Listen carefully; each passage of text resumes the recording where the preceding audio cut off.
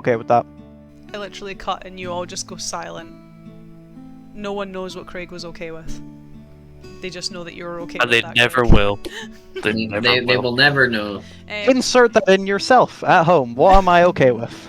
I would just Comment want to say below. I want to say something at the end of the session that then gets spliced in randomly. It just makes it look as bad as possible. It's like the fucking what's your opinion on the current socioeconomic climate in the United States? I think hamburgers and cheeseburgers work well with fries. No. As once again I welcome you all to Twisted Fates. As my You boys shouldn't. slowly break me. We'd be playing Dungeons and Dragons and shit. We do be playing Dungeons and Dragons and shit. We'll see how much shit we get up to tonight. As recap from last time, God can I remember, as for us it's been quite a while since we last played. As the boys arrived in the encampment in Mire, so the Orcish encampment, they woke up that morning in various different locations, Paul giving me a very advantageous location, deciding to go on his own in the woods with no one around.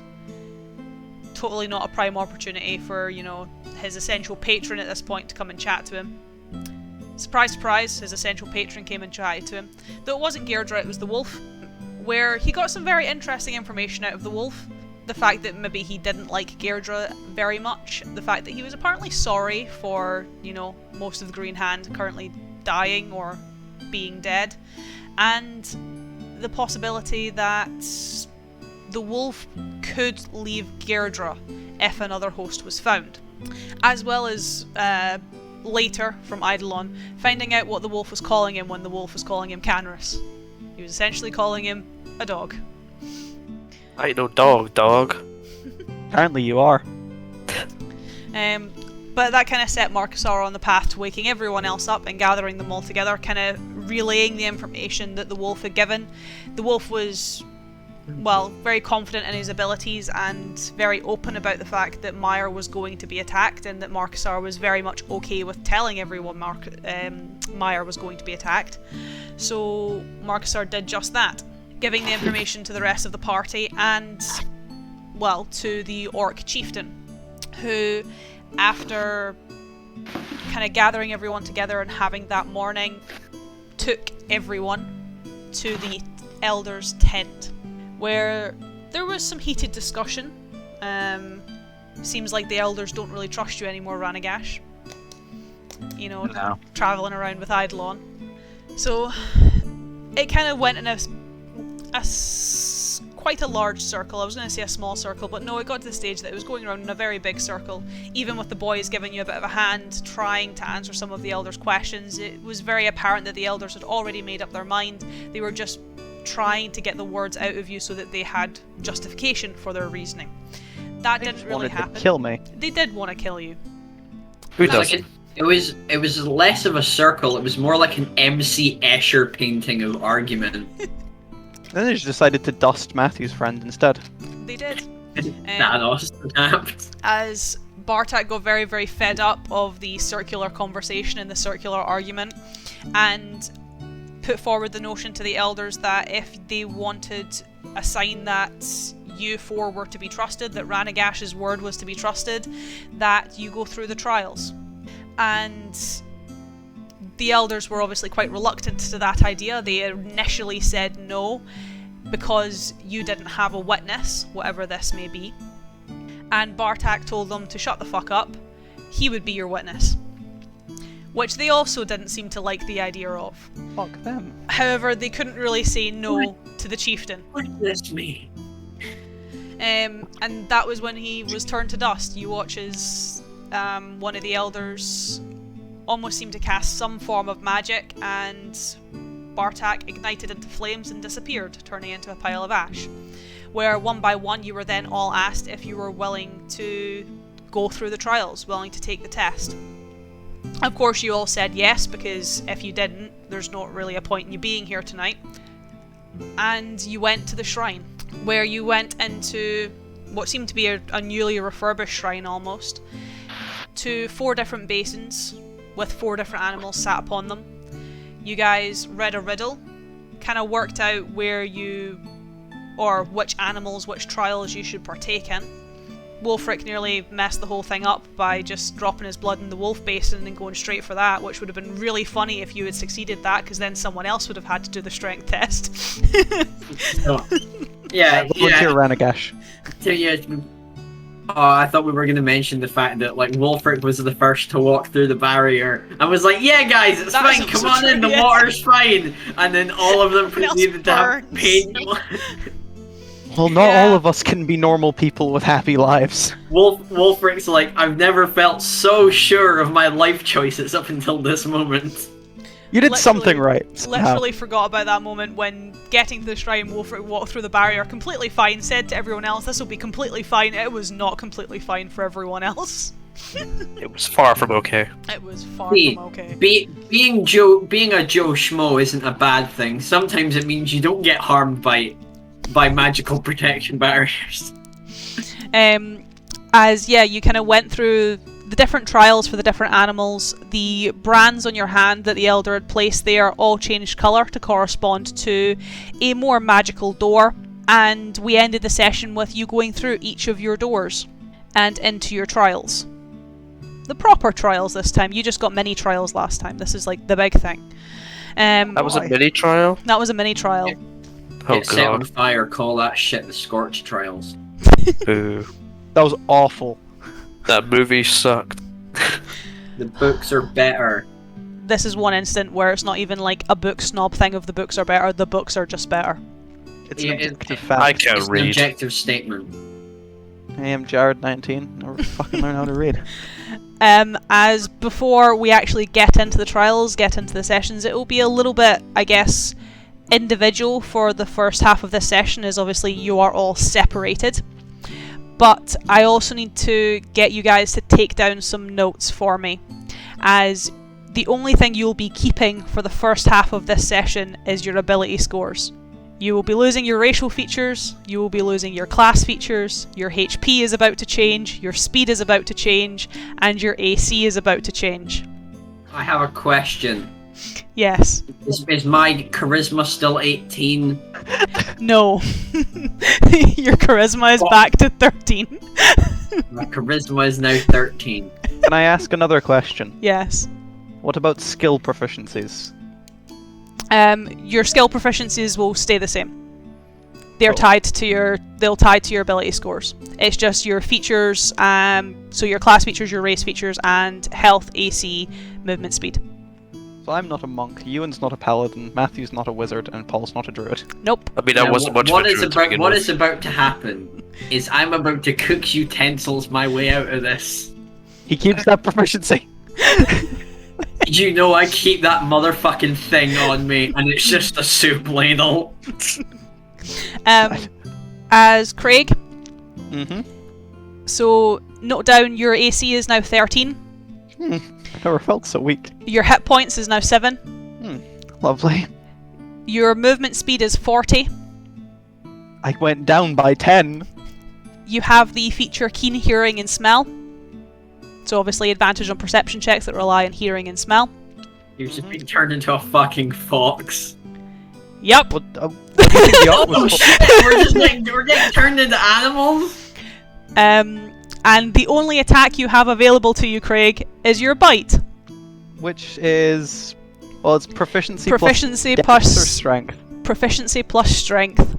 So plus 5 to hit, and what's the damage? 1d4 plus strength. Piercing damage.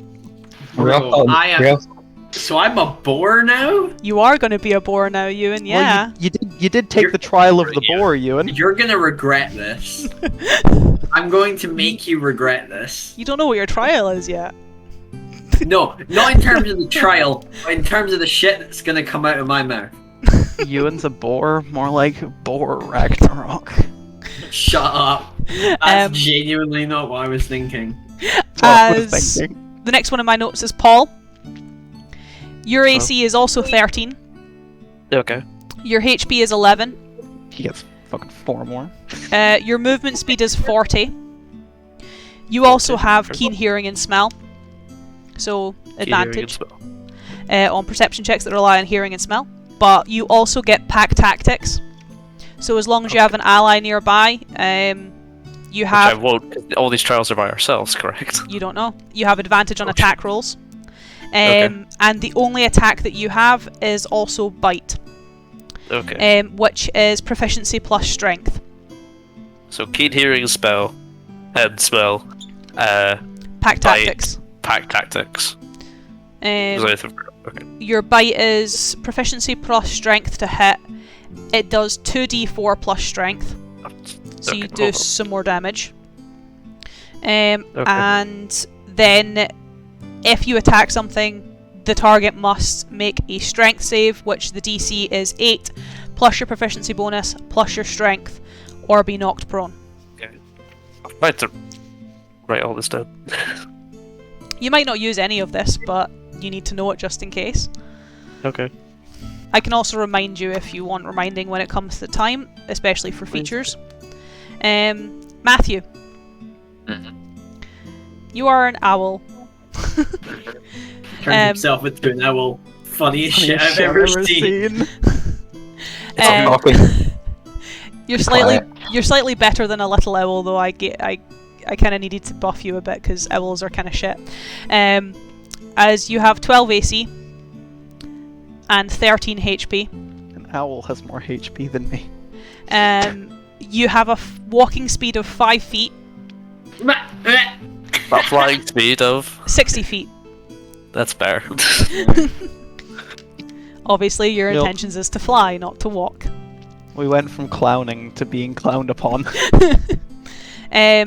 You then have 2 features as well. So you've got keen hearing and sight, so advantage on wisdom check or perception checks that rely on hearing and sight. And you also have flyby, so you don't provoke opportunity attacks if you fly within an enemy's reach or out with an enemy's reach. And then you have 1 attack, which is your talons, which is proficiency bonus plus strength, and it does a d6. I have a question. Yes.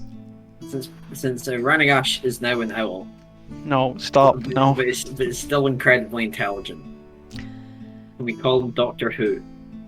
Matthew, I think you need to Photoshop your owl version of yourself with lens flares holding a gun. I'm like, wait, no, I'm a green owl, I'm the fucking Duolingo owl. Yes! It's simple! Spanish or vanish! Spanish. See, this shows where all of our minds go to because I want to make a Hooters joke.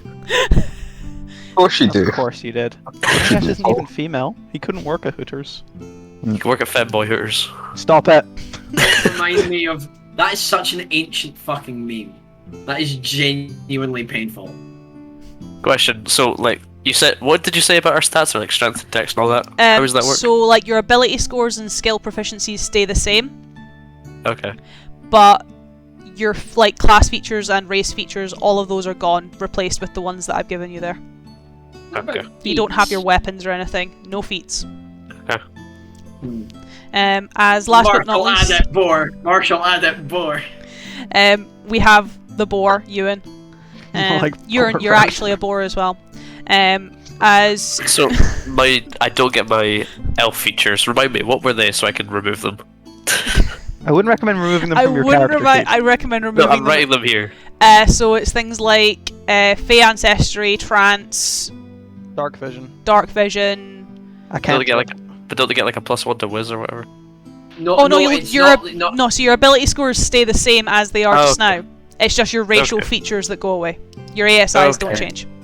Yes, No Greg. worries. If we don't have feats, should we take down our ability scores if they were increased by a feat? No.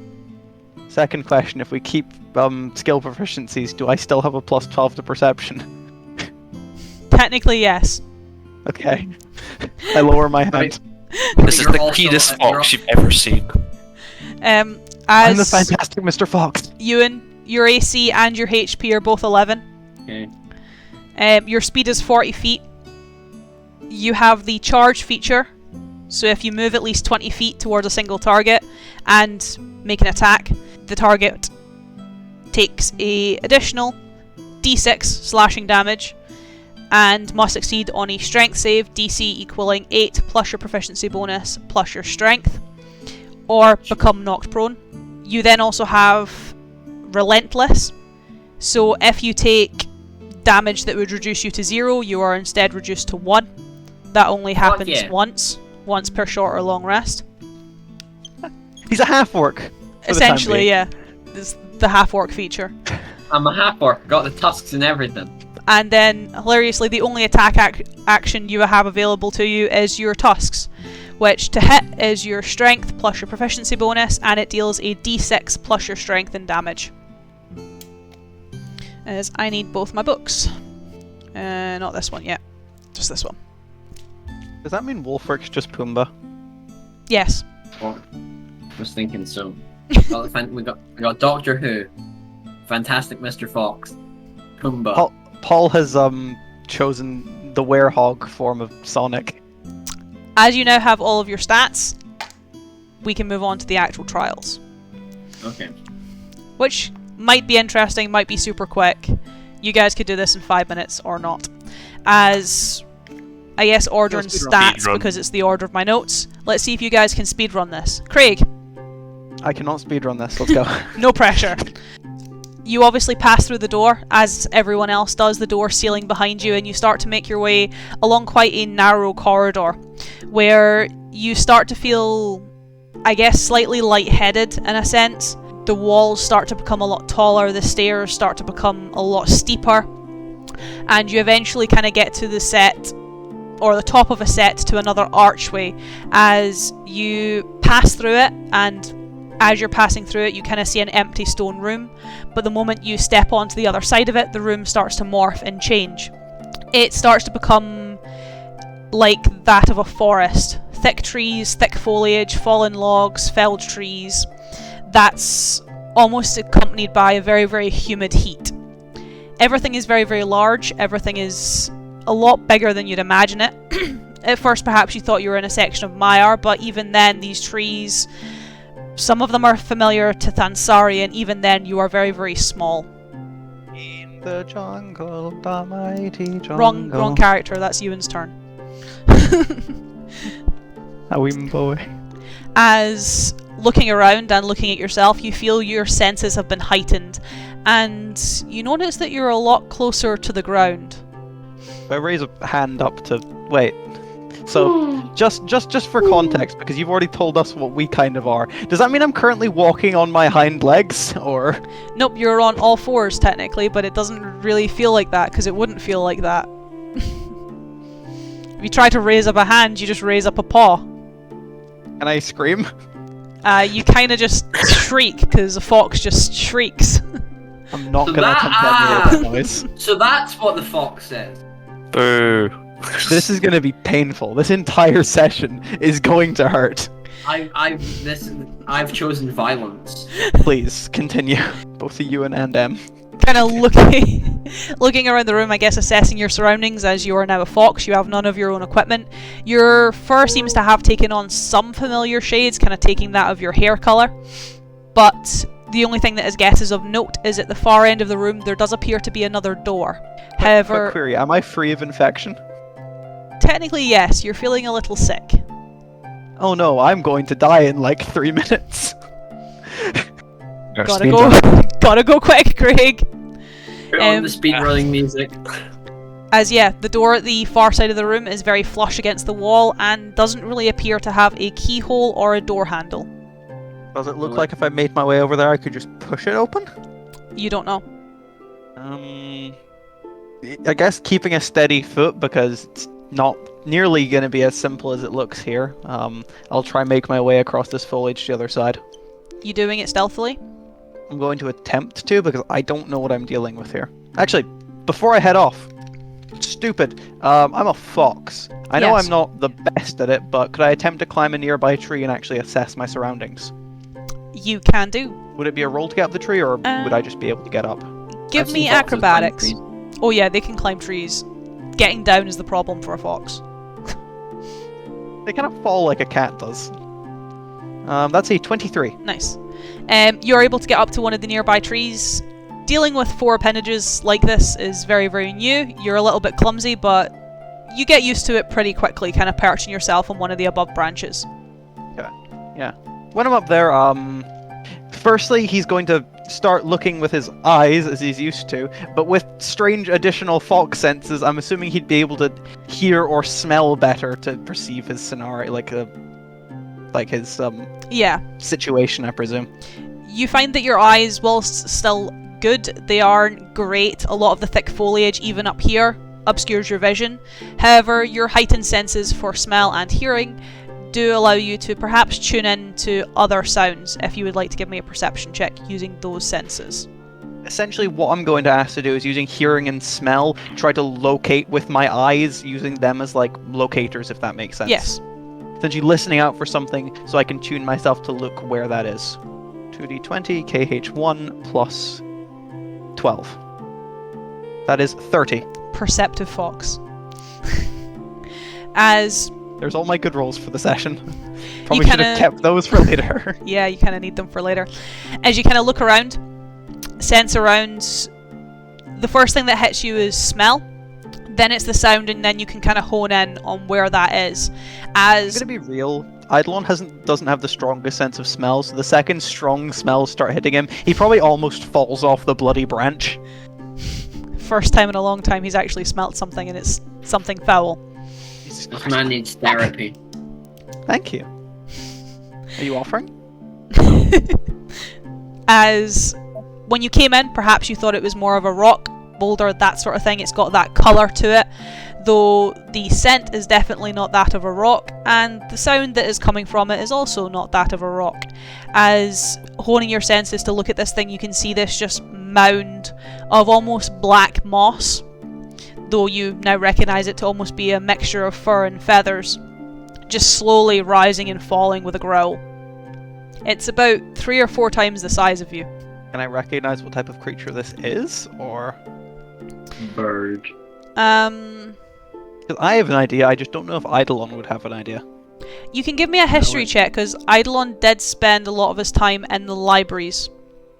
I'll give it a shot. No guarantee though. Bird. 6. No. At least whilst it's lying down in this almost huddled mass, you can't discern what it is. However, Eidolon's initial assumption is probably just going to be bear. it does have something that perhaps you're looking for, as it seems to have something shiny within its mass. As in within the mass, like gripped in its mouth, or like around As the in, claw, like, or... hug. It seems to be lying upon a door handle. Motherfucker. Alright, I don't want to try wake this thing up by walking up right close to it, considering this thing could probably tear me in half. You have 7 HP. It's shocking, isn't it? We need to roll a 2. You're filling me with such joy, Em. This is a strange query, but by the way it's around it, does it look like if I woke it up to try and move it into another direction by, say, making a noise, does it look like it would keep the handle, or does it just appear to be sleeping on it? It appears to be sleeping on it, but you also don't know how perceptive this thing is. As at least your experience with bears is they're not usually the most perceptive once they're asleep. Clearly this isn't a bear, though. I'm just assuming. Man, bear, pig. Remember, Peg. Would it be possible with the tree I'm on to essentially start breaking it to a point that I could do so at least somewhat quietly, get away before it fell, so that it fell whilst I'm not exactly where it is? Essentially, because I have a bite, nibble at it until it's somewhat weak, go to the edge, jump off so there's exerted pressure, so that that'll fall when I'm not right on it, to try and make a noise, to see if it can perceive that. Okay. Does that make any sense? Yeah, I get where you're coming from. I thought you were just going to jump on the branch, because that would definitely wake it up, and definitely you'd still be there whilst it wakes up. I'm going to give a nibble and then give a jump from the far end of the branch to exert pressure, hopefully breaking the branch, causing it to fall, and then jumping into nearby foliage to try cushion a fall. I'm just hoping that the noise of the branch is louder than the fox landing in bush. Okay. So, give me stealth with disadvantage. Or 'Cause you what are- part? You will nibble branch, you will jump and land into foliage, but you're still landing into foliage, so give me a stealth with disadvantage and I'll see if the noise of the branch is louder than your stealth roll. That is a 18! Yes. Well, louder than... yeah. that makes sense. Now I need to see if the thing wakes up. That would be incredibly embarrassing if it didn't. The thing wakes up. This is a good thing and a bad thing. As the creature starts to, I guess, rise. It is... Assumption bear, probably correct. It is quite large, it's quite hulking, though when it gets up and starts to move around, you can start to see that whilst it has those kind of more earth sign features, it is lacking claws. It instead has talons, and its face isn't that of a bear, it is that of an owl. Smoosh those two words together, what do you get? A bear owl. Bull. Bull. Wrong. A bull. It's a bull. Bull. This is a bull. God. Wait, There's more. No. No. As It- it appears to leave the door handle behind, as it goes over to inspect the branch.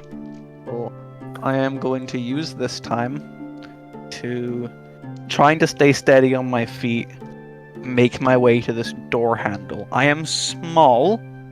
You said yes, I'm very close to the ground. You are small. So I'm going to attempt to use that to my advantage instead of trying to jump through bushes, trying to go under them. Sneak. Yeah. Give me initiative. See how quickly Initiative, see how okay. quickly you can get over there That before is it loses not interest. one of my strong suits. Non-nat 20. This is literally all your good rolls for tonight. Haha. You're able to start sneaking through. It doesn't seem to, I guess, pay you much mind as you move through. It seems to be taking its time to, I guess, investigate the surroundings of the branch. You can see it almost get up on its hind legs and start to shake the tree to see if anything falls out of it. That's good, it's making noise. That covers my grounds for making any accidental noise.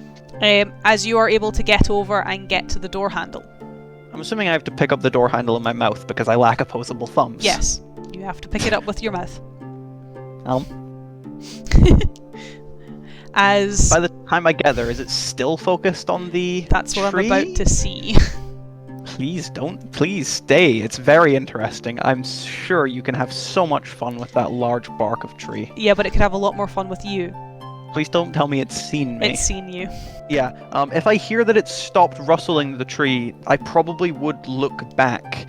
And would I have a chance to hide in the nearby brush with the doorknob before it looks back to attempt to see me? You would have the chance to hide, yes, but it would obviously get a check to find you. Yeah, I have enough hope that, well, we'll just see. 19. It doesn't appear to, well, it appears to know you're here, but it doesn't appear to know where you've gone. With the doorknob, I'm going to keep my movements as soft. I'm going to keep them slow, even though I know I could move fast, to creep my way closer to the door. Attempt to get to the door, simply put. Cool. Give me another stealth roll. Cool. Am I cheesing advantage because I'm moving slow, or...? Nope. 10. It's not much for you to beat. It's okay. It's not very smart. Perceptive. Ah. Fingers crossed. As you can hear it start to fell more trees, you can hear it start to smash logs. It comes very, very close at one point as you're kind of tunneling your way through one of the dead trunks, and it crushes the trunk behind you. There's a small meep that is able to be muffled from the sound of the tree falling down. It doesn't appear to be able to find you, though, as you manage to make your way further through the room. You require another stealth check before I get to the door. No, I'm giving it another investigation to see if it can find you before then. It cannot. I got lucky, I think. Yeah, literally only because of its negative.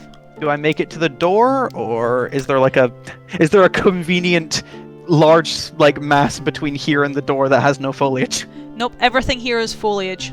Fucking stellar. As you can get to the door, though getting up to the doorknob might be more of your issue. Fuck, I didn't think that far. When do we ever? How do I get the doorknob in the door? As do even I just standing, even as standing on your hind legs, the doorknob is a good maybe half fox above you. Are my claws enough to stab into the door and pull myself up. It's stone. It's stone. That's very nice of you. Thank you. It's the bear for help. Yeah, if you jump on his shoulders, he could help you put the doorknob in. Totally. Yeah, the bowl. Fuck. Are there any felled trunks nearby from its little rampage? There are a few, yes. You'd have to roll is- them, though. No, I'm asking, is one close enough that I could get on it, ready myself, and then jump to essentially, as I get to the door, just plonk it in as I'm careening through the air? There is one that is close enough to do that too, yes. Where is the owl bear? Is it? I'm assuming it's an owl bear. It's an owl bear, and it's Yeah. not too far away. If you jump, you're going to be quite a flash of colour that it's definitely going to see. Enough time to, as I'm falling, grab the door, grab the doorknob and hopefully open the door, though? We'll find out. Fuck it, I don't have any other better options, because rolling it's definitely going to make it see. Don't know if that would even be a check, though. 'Cause it's just jumping. Roll me a D100. Great! That is so promising. See if you can get the doorknob in the... Well done! 87? Proud of you. What was the percentage? I was going to give you a 20% chance. Great to know that I had an 80% chance of failing. As you are able to get the doorknob into the slot and get it clicked in place. Thankfully you didn't need to be too precise with it, you more just had to get it in the general area, it seems. As, well, the owlbear seems to have noticed you, as a terrifying, almost nails on chalkboard screech rings out through your room. Am I able to, as I'm falling, as I've essentially just nose-dived into the stone door, with the claws essentially grabs I'm falling down to grab onto the doorknob to pull it down with my own weight as I am now falling? Give me strength. Straight! Can I use athletics? Yes. 24. As when you are able to click the door handle, the room turns back into a stone room. The door seems to disappear and you tumble through an archway as a fox and then turn into Eidolon halfway through the tumble and land on your arse. There's a very strange noise as it goes from a fox's shriek as it's seen the owlbear to transitioning to the highest pitch Eidolon will have ever been able to create as he goes from the vocal cords of a fox to a human. I can't do gravel high pitch and I'm not going to try because it would sound painful. It wouldn't sound painful, it would just be painful, full stop. Well, that went shockingly well. I think I got some nice high rolls there. You did, and I got some appallingly low rolls. I went from 23 to 30, then 18, 20, 19, 87, 24. I'm fully expecting you not to have good rolls for the rest of the night, though. Craig, I'm stop, okay with stop making Em run out of bad rolls. Means she saves all the good rolls for us. Speaking of good rolls, hi Paul. Hello. As Marcusar, you pass through your door and head into quite a narrow, almost dark corridor where you don't really notice much of a, I guess, physical shift coming from what you have just experienced in the prior room using your wild shape.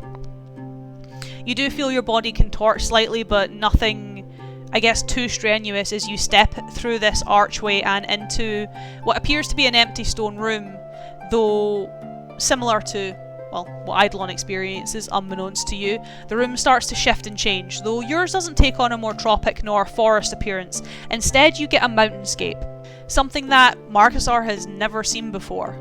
It's not something that is very common in Ellerant. Snowy plains. Full-on snowy plains.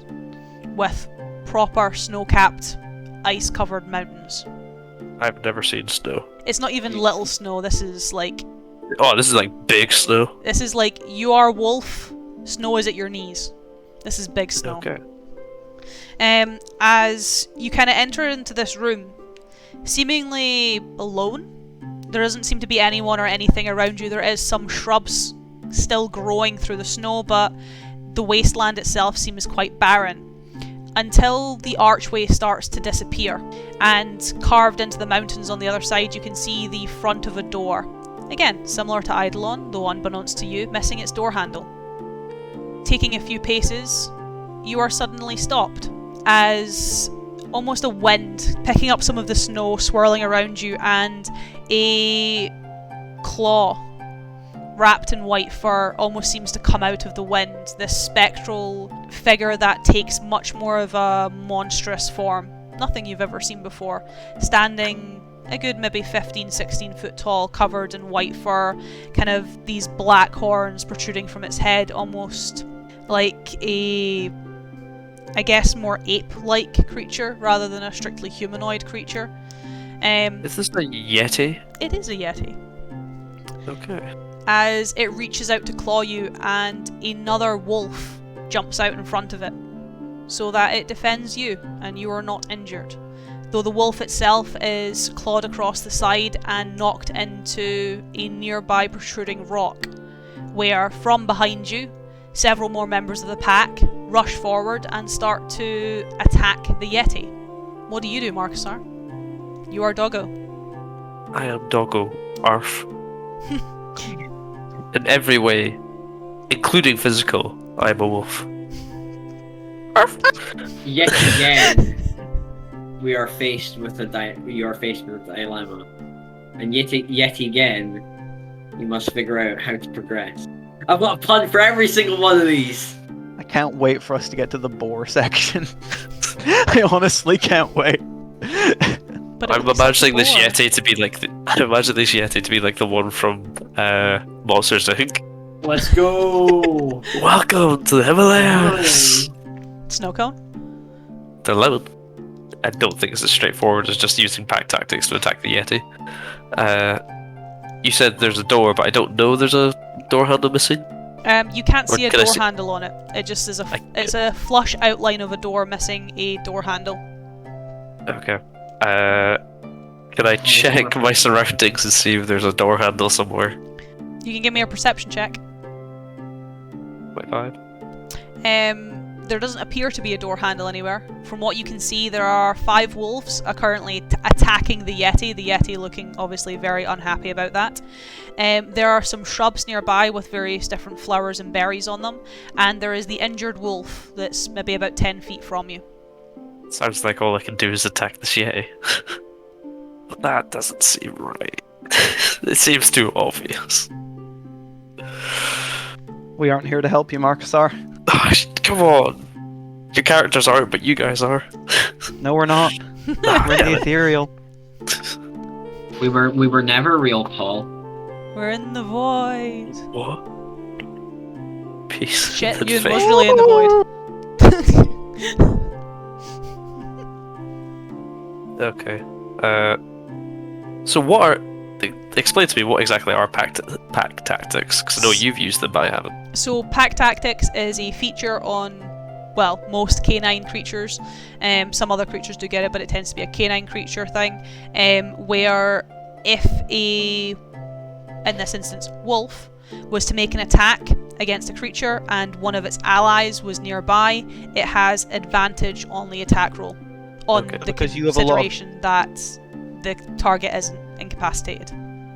Because you have a lot of doggo friends around this Yeti, if you wanted to attack, you'd have advantage. And all of them have advantage, because there's a lot of other dogs. Let's try attacking it then, because this Yeti already seems aggressive, so I don't think there's caveat. Yes, I would like to attempt to attack the Yeti. Cool. Give me an attack roll. Remind me, what is that for this wolf? So it's your proficiency bonus, which I think is still no, Plus it's 4. 4 at this point, isn't it, boys? Yes. So it's 4 plus your strength. Okay, that's a 5. Do I have advantage on it? You have advantage because your allies are nearby. Cool. 24. Cool. That hits. Roll me some damage. It's 2d4 plus 1, correct? Yep. It's like the sickle never left him. 7 damage. Actually, do I need my fox anymore? Just You, going forward. you don't need your fox anymore. So long, Gay Bowser. Whoa. As you are able to kind of claw into the Yeti, you see that some of your companions, some of your fellow pack members are able to do similar damage, though you watch as the Yeti grabs a hold of another one of the wolves, kind of almost ripping it from its shoulder and throwing it against another rock, where the wolf whimpers and lies on its side. Oh, okay. Would be cheating to look at the book right now to see how strong a Yeti is. Yes. It's not in here. It's Doesn't also matter. not in there because it's some Yeah. How many wolves are there? It's in one a- of these ones. Yeah. And yeah, There are 4 wolves left, not Including Marcusar. including. There's 5 including Marcusar. Okay. There was It 6 seems like this. including Marcusar. Seems like this guy can pretty easily dispatch with all of us. So there's a door, there's a Yeti, there's 4 wolves, and some shrubs with some berries. You said And there's 2 injured wolves. Well, now 2 injured wolves. Can I get to the door?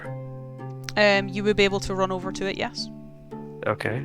Once I get closer to the door, do I notice anything? Do I see a means of, like, is it specifically there's a specific handle, or is it like I can jam any sort of implement in here that could be used as a handle? There looks like there's a specific type of handle, as the kind of insert is a very almost intricate runic shape that looks familiar, as it's very similar to the one that was branded upon your palm. Do I lift my paw and can I see that the rune is still there? The rune is still there on your paw. Can I place it in the door? Nothing happens.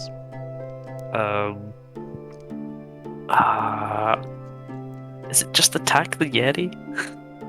And then just hope that my rolls are better than his? Can I look at the shrubs?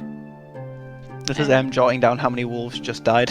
Oh, Yeah, God. I do actually need to jot that down. As you're having a look at the door, you hear another whimpering sound as the Yeti is able to rip off another one of the wolves.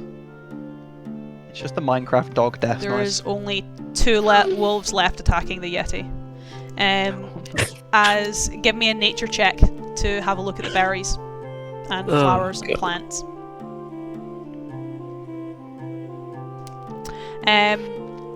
With your nature check, you are able to see that some of the berries probably are poisonous. They probably have some toxins in them. You're not too sure which ones. But their coloration also denotes some berries that, even though the area is not familiar to you, the berries are, the flowers are, where some of them have healing properties. You're just not too sure which ones. Oh, come on.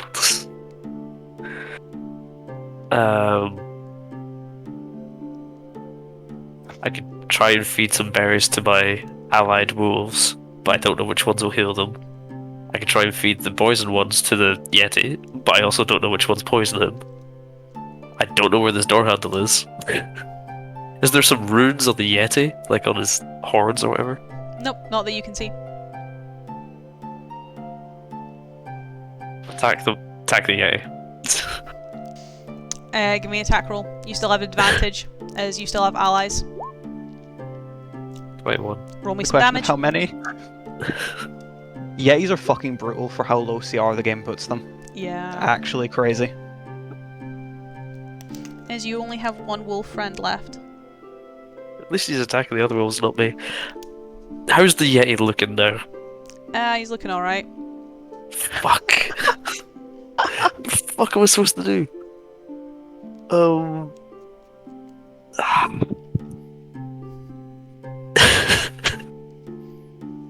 Have you inquired where the door handle is? I've looked around. I've tried to perceive. You could ask the Yeti, he might know. I asked the Yeti where the door handle is. The Yeti roars at you very loudly. I howl a bit louder. I want to summon more friends. I'm trying to call out to my wolf brethren.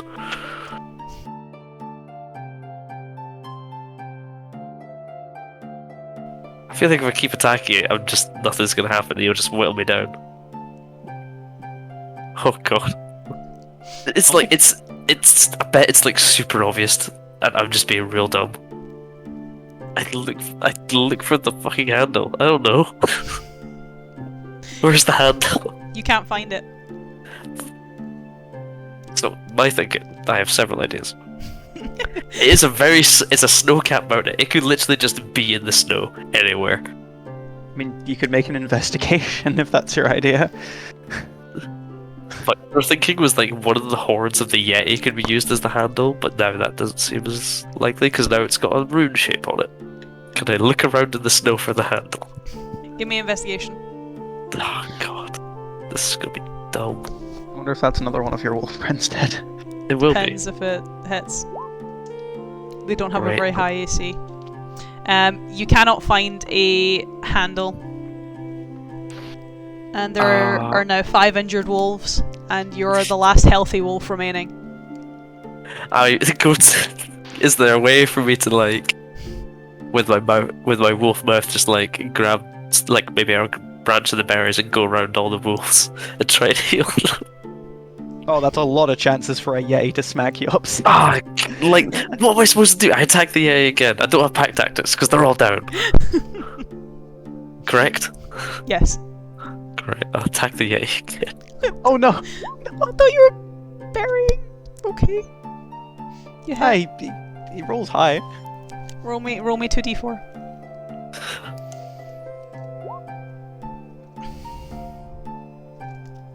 I'm gonna lose this trial. That would be If you figured out the solution to the trial, don't tell me. a 15. Which, Sorry? Which does hit you as a doggo. It does hit me. It would actually hit you as a Marcusar as well. Oh yeah, it would. I've actually got higher AC as a wolf. Ah, the supple irony. God. Which would be 4, 8, 12 damage. I'm down. Which is now the third time Marcusar will have experienced death. However, Not fun. this time you experience it as a dog. That's As sadder somehow. All dogs go to heaven. the Yeti Not this one. rips you off, almost digs its claws into your side and throws you against the mountainside. Whereas, once Some again, berries sit right in front of me that I can try and nibble on. once again, you feel the cold grip, Marcusar, as everything goes black. We'll find out what happens to Marcusar later. No, what do you mean? I feel like I was just supposed to attack the Yeti, like just straight up. As Runagash. Leave Paul on a cliffhanger and make him hate me. Literally, I'm on the edge of a cliff on a mountainside. You are, yeah.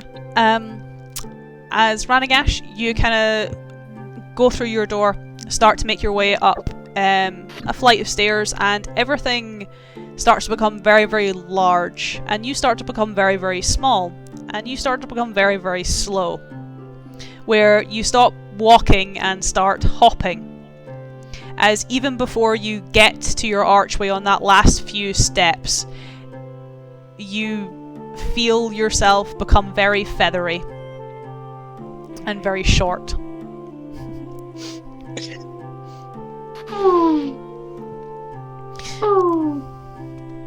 As He's about to remind us why our Spanish lessons are overdue.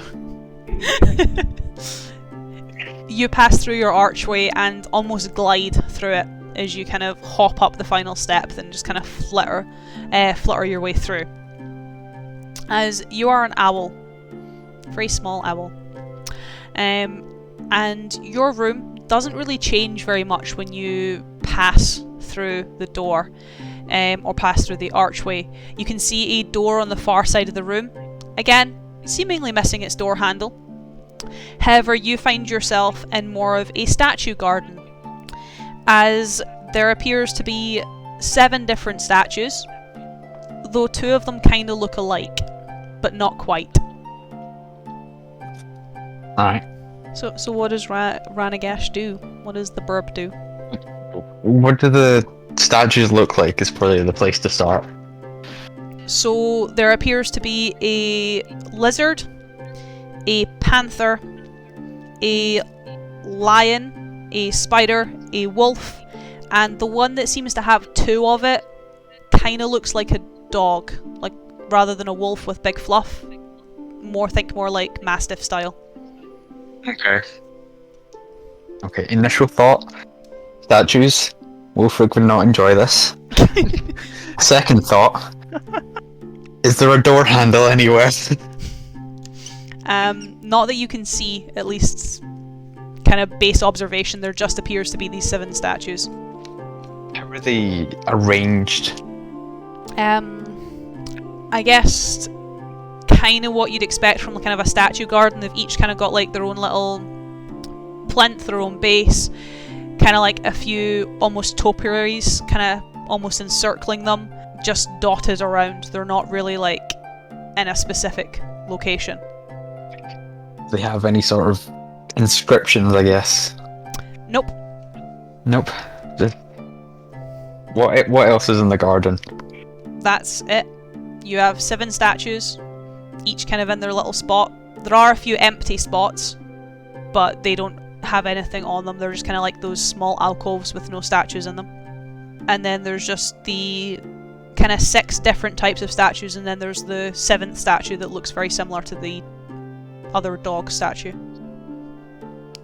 Alright, it's out of place, so let's have a look at the 2 dogs and see what the deal is with them, I guess. What's the deal with dogs? They get killed by a yeti. Shut up. As the first one you kind of come to and kind of start to inspect it, it looks like a long muscular canine with kind of ragged strands of fur that have been clumped around its neck. Kind of very demonic looking face, almost humanoid in its appearance. Though as you kind of, I guess, take a look at the 2 of them, upon first inspections, they seem to be identical from that. If you want to pry further, give me an investigation. Investigation. Okay, that's a large number. Will it roll to be a large number though? It did. Yeah, it did. Excellent. The first one you kind of come to, kind of trying to, I guess, spot the difference. In a way. You see that on the first one, it's feet. So kind of the 4, I guess, almost claws that are mounted to the base are very much claws. They are like the paw with talons or the kind of nails protruding from them. The other statue, however, doesn't have claws. It has hooves. Cloven hooves, at that.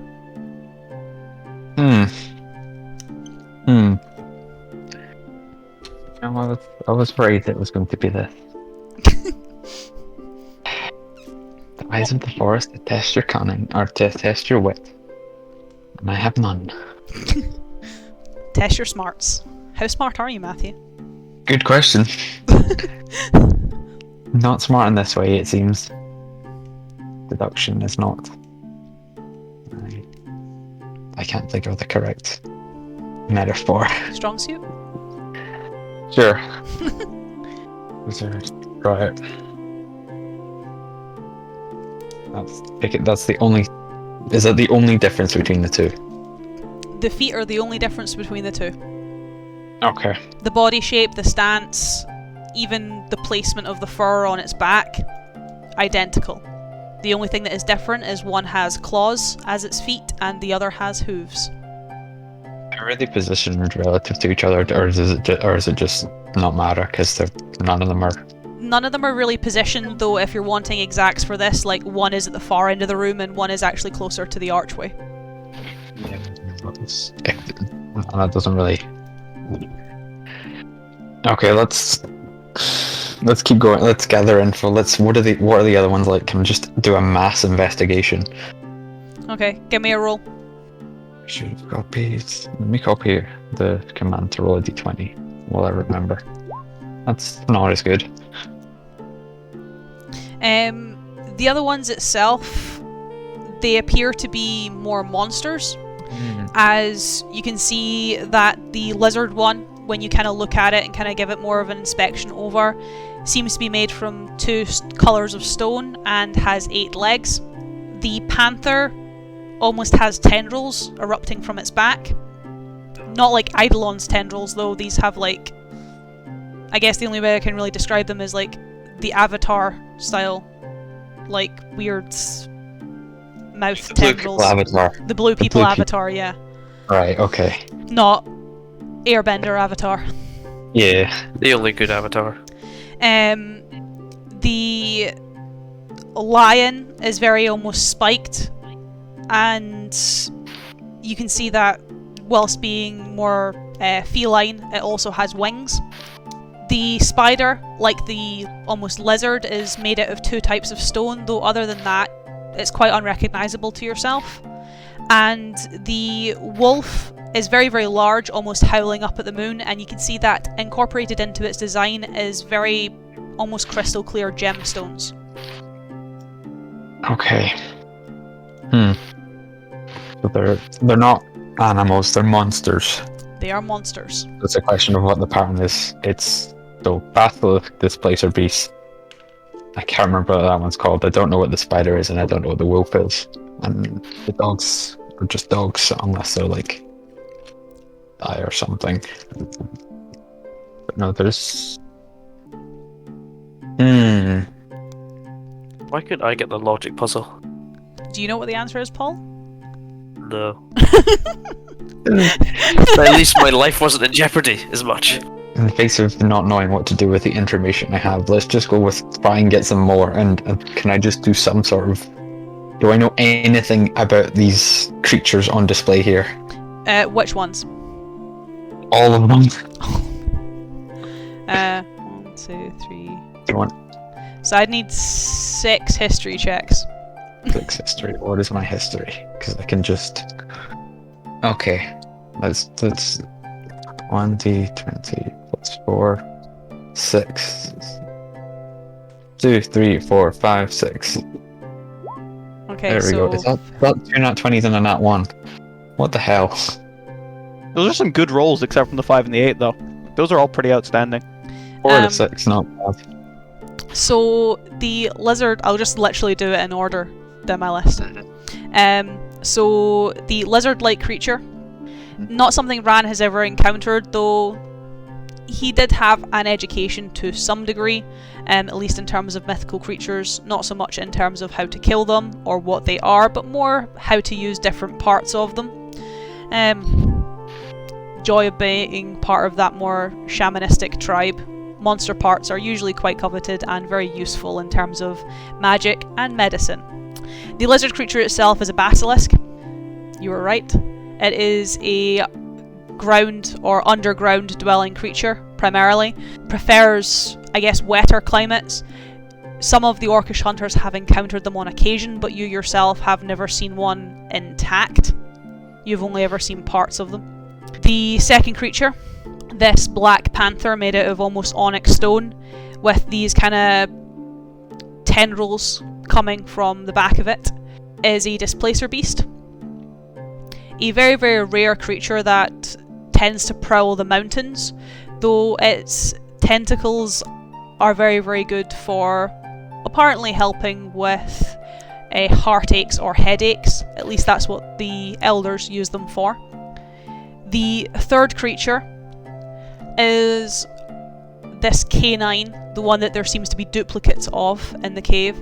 It's not one that you know of, I guess, very well, as it's not one that is native to Mire nor the mountains, though perhaps is, I guess, more of a distant creature. One that you've more heard stories of, as it is a creature known as a Lucrota. A rather fiendish canine that usually takes the guise of a more human-faced dog or that of a hyena. That is, connected to more fiendish blood whilst still being a monstrosity. The fourth one, this kind of lion, you don't know. It's a spiky lion with wings. The spider, again, also one you're not too familiar of. There are larger spiders that make their nests in some part of Mire, but it's never something you've really paid much attention to, as they're more pests than useful, at least for orcish practices. And the final one, this very large, almost gemstone-clad wolf, reminds you a lot of a dire wolf, at least in terms of its stature, though it appears to be a lot larger. It is something that plagues Mire quite a lot, at least in the winter months. As from the Gildenfeld and from the valleys there, when the snows finally start to break through the tree line, these tend to lead quite large packs of wolves, being more known as a winter wolf, being able to breathe and freeze legions of hunters in a single breath. the crystals in the rock are most likely to emanate that almost frost, that mist that seems to just surround the wolves as they move around. Okay. And can I investigate the door as well? Investigating the door, you do not need to roll, as it's more of kind of a, I guess, eyes thing as you flap over. Or you could hop over, it just take you a little bit of time.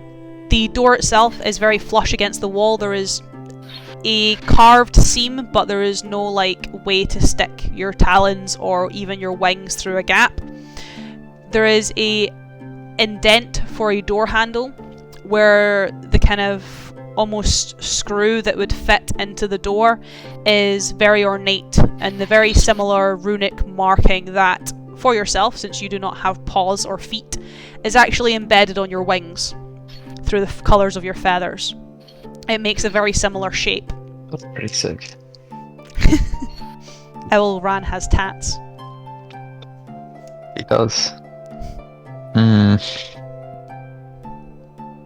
Maybe some kind of rhyme or reason to this, but I do not know what it is. So, let's just try stuff. Because when has the scientific method ever failed us?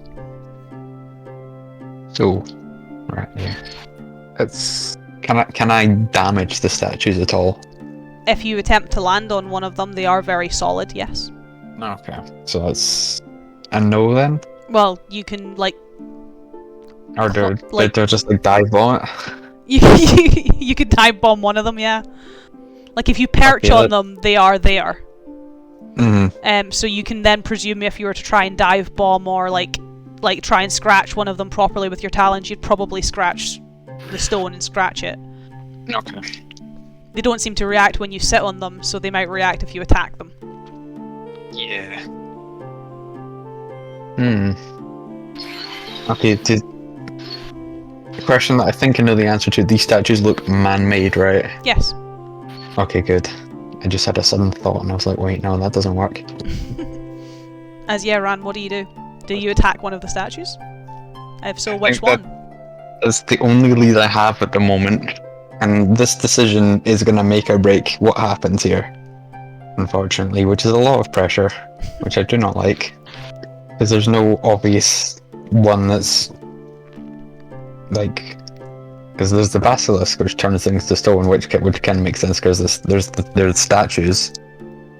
There's the wolf, which would maybe make sense because it's the one that is the most of a menace to Maiar. And then there's also the fact that there's two dogs, and there's not two of anything else. Although when saying that, one of them does have hooves, and that seems kind of funky. So, let's maybe try that one. You gonna punch the hooves? Yes. Cool, give me a wee attack roll. You have advantage because it's rock. It's directly 2d20 each one plus 5 because I have barely any strength. Oh wow. Cool. You, I guess, go and dive bomb into the kind of almost canine one that has hooves. You kind of drive your claws into the stone, into the rock, and as you do so, the rock kind of shimmers and sheens, and the room goes dark.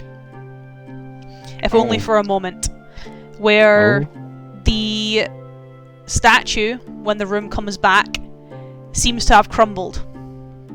Oh. You take 4 damage. Oh. I'm just saying a lot.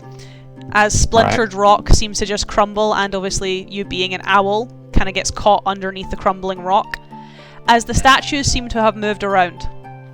Oh no. There is now 6 statues in the room, and there seems to be a duplicate of another one in the room. What's duplicated here? It seems to be that spiky lion with the wings that you don't know what it is. That's been duplicated. Remind me when this is done. I'm going to ask for the name of that just because I can't remember and it's bugging me. I don't want to do it now because it'll throw me off. It's just really convenient that that's the one that you rolled in that one on. Right, let's assess the duplicate. Let's assess the two of them and find out which one is... I'm not going to say it, but which one is off, which one is different, which one is wrong. There's a specific word I'm not using. Give me a wee investigation check as you examine the two of them. And 17. So the first one is that kind of spined lion. It's kind of almost curled down with its wings almost outspread. It has quills for its mane and its tail, and it appears that, like the dog, it has a very human face. It has a face of a man. The other one has the similar appearance, that kind of spiked body, wings curled around its podium, but it has a lion's face, so it has that feline face. Are they called manticores? Yes. Fucking yes, got it. There we go. For some reason, the way you said that, I was just, Right. Now the question is, do they have man faces or lion faces? I think they have man faces. That's based on what I know. Does Ran know? Ran rolled a nat Okay. 1.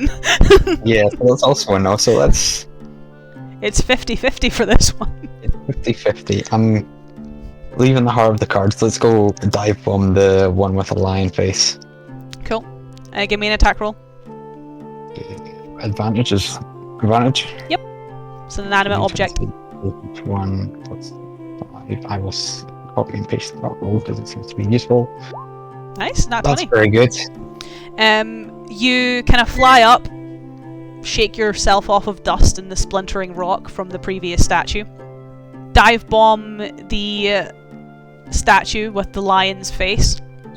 As you go forward, the statue doesn't crumble, the room doesn't fall into darkness. The statue instead disappears and dissipates, as almost perfectly as if you were, I guess, catching prey. You aren't, I will after all. You fly into the space occupied by the statue and land upon a door handle. Okay, that's okay. Excellent. Is it the correct door handle? Yes. Okay, I shall deposit it in the door. As you go and fly, kind of almost hover above the door to kind of sway and swing and place it into place. A lot easier of a job of it than Eidolon, being a fox and being very short. As when you do and you press it in, the door disappears, you fly through. Being that little bit hovering off the ground, you then careen through the door as Ranagash, as you are no longer flying. Excellent. That went a lot better than expected. That does mean that the bean things are supposed to have hooves. They are, yeah, Lacrotas have hooves. They are known as almost like Satan's beast, so Satan is usually depicted to have cloven feet, so the Lacrota has cloven hooves. Yeah, makes sense. I was very worried that I'd got it right and it was just that I was going to have to destroy a duplicate Civil 7. I was like, I only have 13 HP. Yeah, no, and they cost 4. you So had that would kill 3 me. chances. You had 3 Yeah, chances with random statues. Excellent. Do you mind giving me the names of all of them, just out of curiosity? So it was a basilisk, a displacer beast, a Lacrota, then a manticore, a phase spider, and a winter wolf. Ooh. I didn't think it would just be called that. but It that's is just cool. called a winter wolf. They're really Okay. cool. I really like them. They're cool doggos. Yeah. Right, well, that's me then now to type all of that up. Did Matthew As pass? Matthew, well, Ranagash is on the other side as Ranagash and not in a black void like Marcus are. Only mildly damaged. Don't rub it in. As Wolfric, Let's go. the last trial, which in theory should be pretty easy for you. In theory. As you pass through your doorway, head through your archway, and this is a very strange feeling for you, as you have never succumbed to any form of metamorphosis. Ever. As you pass through into a stone room, and suddenly you are on a stone bridge with a very, very almost endless black gorge beneath you. You are very short. You feel the stone beneath, well, hooves rather than feet. Everything smells a little bit funny, and even you smell a little bit funny. Well, this is new. As Ew. at the other side of the bridge, maybe about 100 feet, there is a door. Your door, however, unlike everyone else's, already has a door handle on it. Paul's mad. Paul Oh, is fair. mad. However, when you take a step onto the bridge and away from your archway as it disappears into solid stone, a spirit, I guess similar to the spirit of the Yeti that stood before Paul, at the other end of the bridge, is another boar. But he's a lot bigger than you. As he kind of scuffs his hoof against the stone, almost ready to charge at you. Hello. Snort. If I get closer, does he look like he's gonna start charging? Mm-hmm. He looks like If he's going I to run move- at you. If I move from side to side, does he look like he's changing his angle? Yes. Like he's snaking to almost stop you from getting past him. Okay. So I'm gonna start walking. Just walking? Just trot. Gonna Well, start- trotting. I'm gonna start trotting along the bridge. How does Wolfric feel like seeing tusks in his vision? Yeah, Does, because does it it would come does up. it- You'd see it like in the corner of your eyes. does it start running towards me? It would, yes. I'm sort of. Is it running at an angle toward? Because I've tried to go to the opposite side. So is it running at an angle towards me? It's. I'll see how dexterous it is. Oh, not very. You see, as it's trying to, it's got essentially rather than snaking to kind of keep your movement, it's almost zigzagging. So it's staying on the bridge, but there's that kind of interim space where you're on one side and it's still on the other side before it zigzags towards you again. Okay, is it running directly towards me, like straight at me? It's trying to. Okay, so as it gets close, you said it's a lot bigger than I am, correct? As You it are gets- small, it is large. As it gets close, I would like to drop down to the floor as low as I possibly can, and then as it runs over, smash my head upwards in an attempt to flip it off the bridge. Cool. He's got the momentum for it. Yeah, he does. I'll see if it hits I'm you just going gonna past. use its momentum against it. So that would make it a... Someone's a lucky boy. That's only a 10. Misses. Give me an attack roll. Okay. See if you can hit it. 25. Roll me some damage. And what is your DC for your strength save? Or it's not 1d6 plus 4. DC is 8 plus proficiency. Plus strength.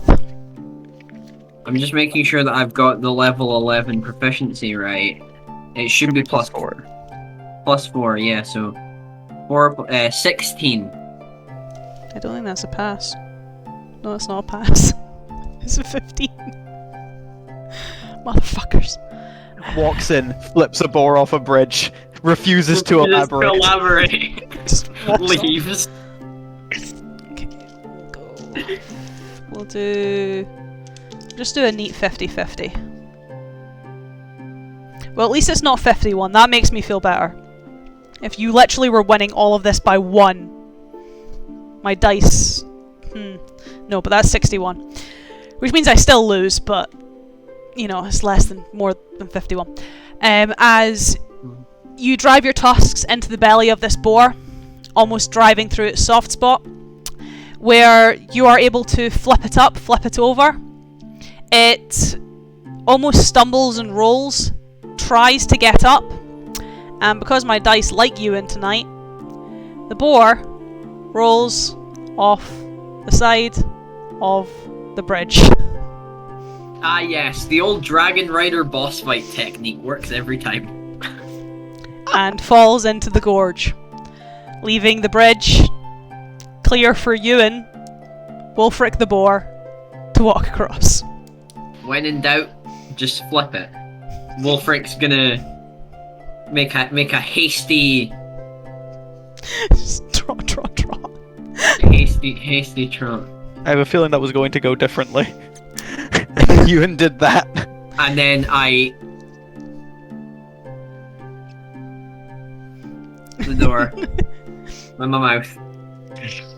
Or use one of my tusks. Open the door. Click. Close the door behind me respectfully. Hakuna Matata. Ain't no passing train. That's how you speedrun a trial, boys. That's us told. That's just us told. That was... I can't even say that. Words. That's Wolfric. You kind of close the door and kind of almost trot to the point where you start to have the familiar click of your heel on stone as Wolfric, you transform back into a man, walking down a corridor where, for the four of you and for myself, after a very anticlimactic final trial that was supposed to be something more, I guess, but Ewan very much thought out of the box. I've got to give him credit on that one. My dice liked the idea. As we will take a short break. Ewan can get his rice pudding. I can get some more juice. Paul can wallow in sadness. I feel bad, Paul. Imagine passing your trial. This post was made by Marcusar. Just Marcusar. Yeah, he don't have no gang. Failing your trial. This post was made by the Turnover Trio. Oh, fuck, it is the Turnover Trio! As, yeah, we will catch you all shortly. And we can find out what happens to Marcusar.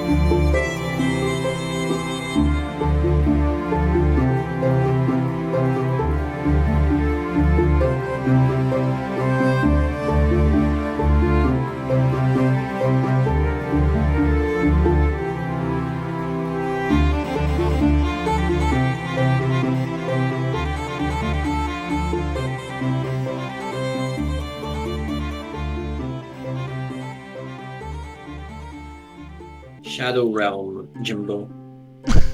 Just got the end of What's- that. What's poppin', Jimbo? Oh, I'm not gonna say what I was gonna say. No, If we're we've already come recording. back from Hush. break. No. No one needs to know what we've been discussing. As yes, your aspect ratio is a bit messed up on the Discord, but it's fine on the recording, Matthew. You're just slightly smaller. Every time your aspect ratio changes, you either become in focus or become very large. So I think there's been a few times this session where you've kind of expanded. Matthew's in 14:3 ratio. He's like, damn, I never should have smoked that shit. Now I'm stuck in a Wes Anderson film where everyone's a well-known white character actor and there's a weird filter on everything. Oh no. Matthew's As actually in the I Snyder need Cut. this one, and I also need this one. The fact, I think the thing, Yes. I'm sure the Snyder Cut's very good, but the fact that Jared Leto in the trailer unironically fucking said we live in a society, made me unable to take that seriously. Where that phrase is from? So I do not know the origin of we live in a society. I'll need to make note. if you're of watching, that. if you're watching at home, find out for us and comment below. So many Comment things they're going to be below. commenting on today.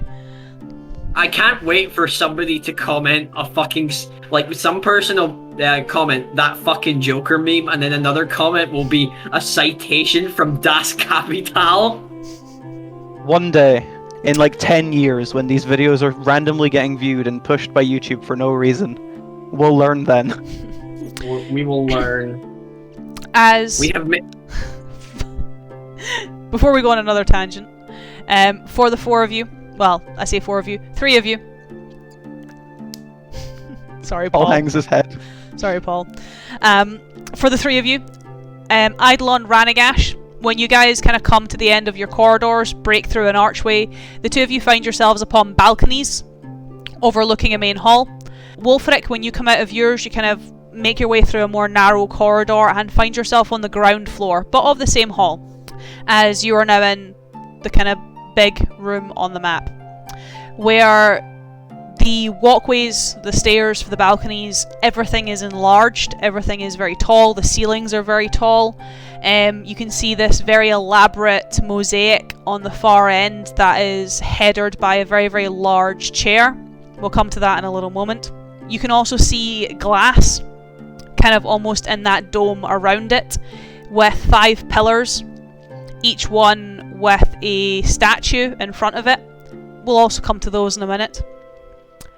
As focusing first on the glass, as you kind of look out over, you assume originally it is stained glass, this kind of very ornate green field that lies beyond these windows, that it seems to be adorned in flowers, with a more pardon me, almost rainbow hued sky that looks very, very beautiful, until you notice that there seems to be a breeze blowing through the outside that is just dusting the tops of the grass and flowers, causing them to sway, where it almost looks like you guys are, well, you came underground, but these windows seem to open up onto something else entirely. Doesn't happen to depict 2 moons, does it? If you look for them, there are 2 moons in the sky. That was a long shot. Though, moving from the windows to the pillars, 4 of the pillars, so apart from the central pillar, have one of these statues in front of them. All the statues seem to be of a very similar figure. A very, very large, quite slender but very muscular orc, by the looks of things. Full blood rather than half blood. Though nothing really differentiates the statues, at least at this point, except for one of them. The one on the kind of far side of the room. I will draw a circle, because I didn't think I'd have to do this. But here we are, Marcusar. As yes, almost attached to that statue and attached to that pillar is Marcusar, wrapped in earthen binds. Marcusar, you're semi-conscious, mostly unconscious at this point in time. Someone will need to slap you awake. Does that mean the Marcusar token is over there? Yes. I'm not going to move your tokens around. That was literally just for me remembering which rooms you guys are in for my notes. Mostly because I also can't scale this room properly, because it's not going to fit a giant. As We'll get to that. The other thing, kind of moving from the statues, where you can obviously Marcus are obviously attached to one of them. Sitting upon the throne, though despite his stature, this throne is almost oversized for him, is Bartak. He is sat almost as part of the furniture, another one of these statues, very glassy-eyed, just almost looking out. Very unresponsive, even to the three of you coming out. He doesn't even seem to know that you're there. As what do the three of you do? As Eidolon, Ranagash, you are on up, and Wolfric, you're on ground floor. He's alright up there. Depends on your definition of all right, and if being turned into an animal and back is considered all right. I mean, I was turned into an animal as well. At least the experience wasn't exclusive. Do we want to go get, as I'd point towards where Marcusar is currently being entrapped? Yes, Jesus Christ, what the fuck was happening? I take it you two were able to finish yours, whatever you two went through. Yeah. Yeah, pretty swiftly, all things considered.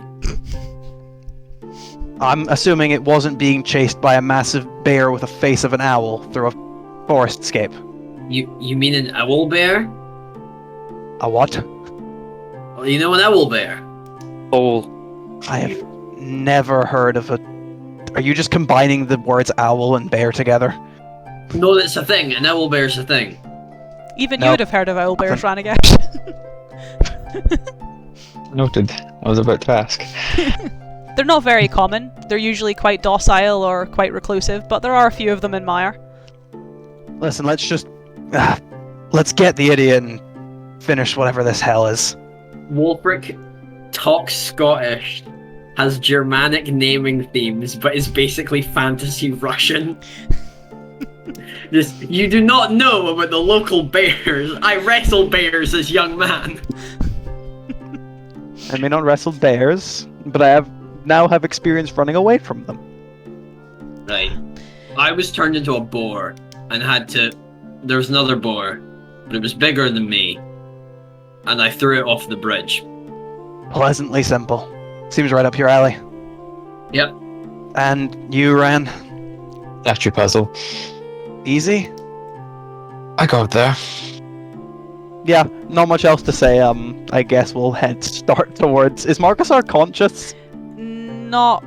He's breathing, but not conscious. Yeah, the best thing for it, I guess, is just approaching him. As when you and Ranagash descend from the balcony, obviously rejoining Wolfric, the balconies themselves and the stairs, as well as the doorways, so the archways that you guys came through, disappear, melding into stone. As We probably should have seen this coming.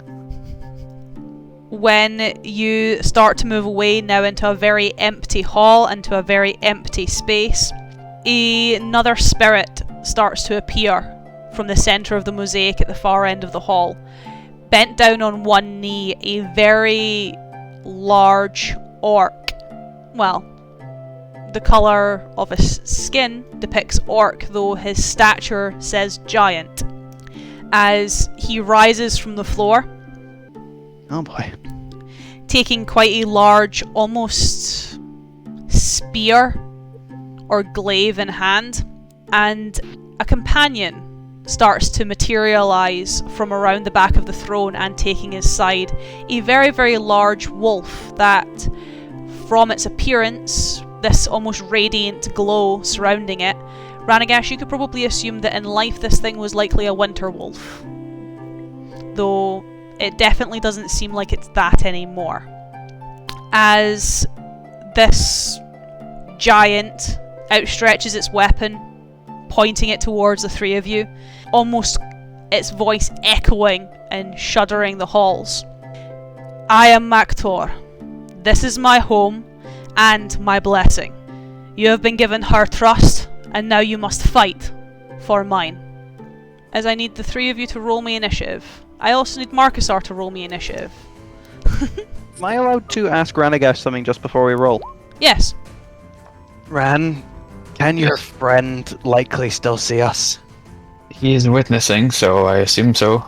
As I'd more just hold up my left arm as I draw my sword. So is this a no-go? Wouldn't hurt to be safe. I'd avoid it. As in, instead of holding his left hand up, he just puts it on his sword instead. As that is a non-nat 20. You guys aren't too bad at Dex today. Are we back to being regular selves? I You mean, I rolled a 4. you are I rolled a regular 4. selves, yes. Yeah, but I kind of just expect you to be kind of subpar at initiative. You. Yep. You're good at hitting things. You're not good at initiative.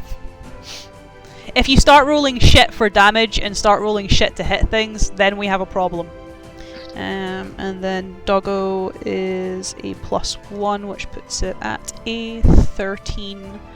So that makes things nice and easy. Go help Marcusar just because I've got the speed for it. If that sounds alright with you guys. Yeah. Fuck, my strength is just 13 for this fight. It's not 18. Fuck. I actually need these stats because they're slightly altered. As I need this one first. As I actually get to use books for once.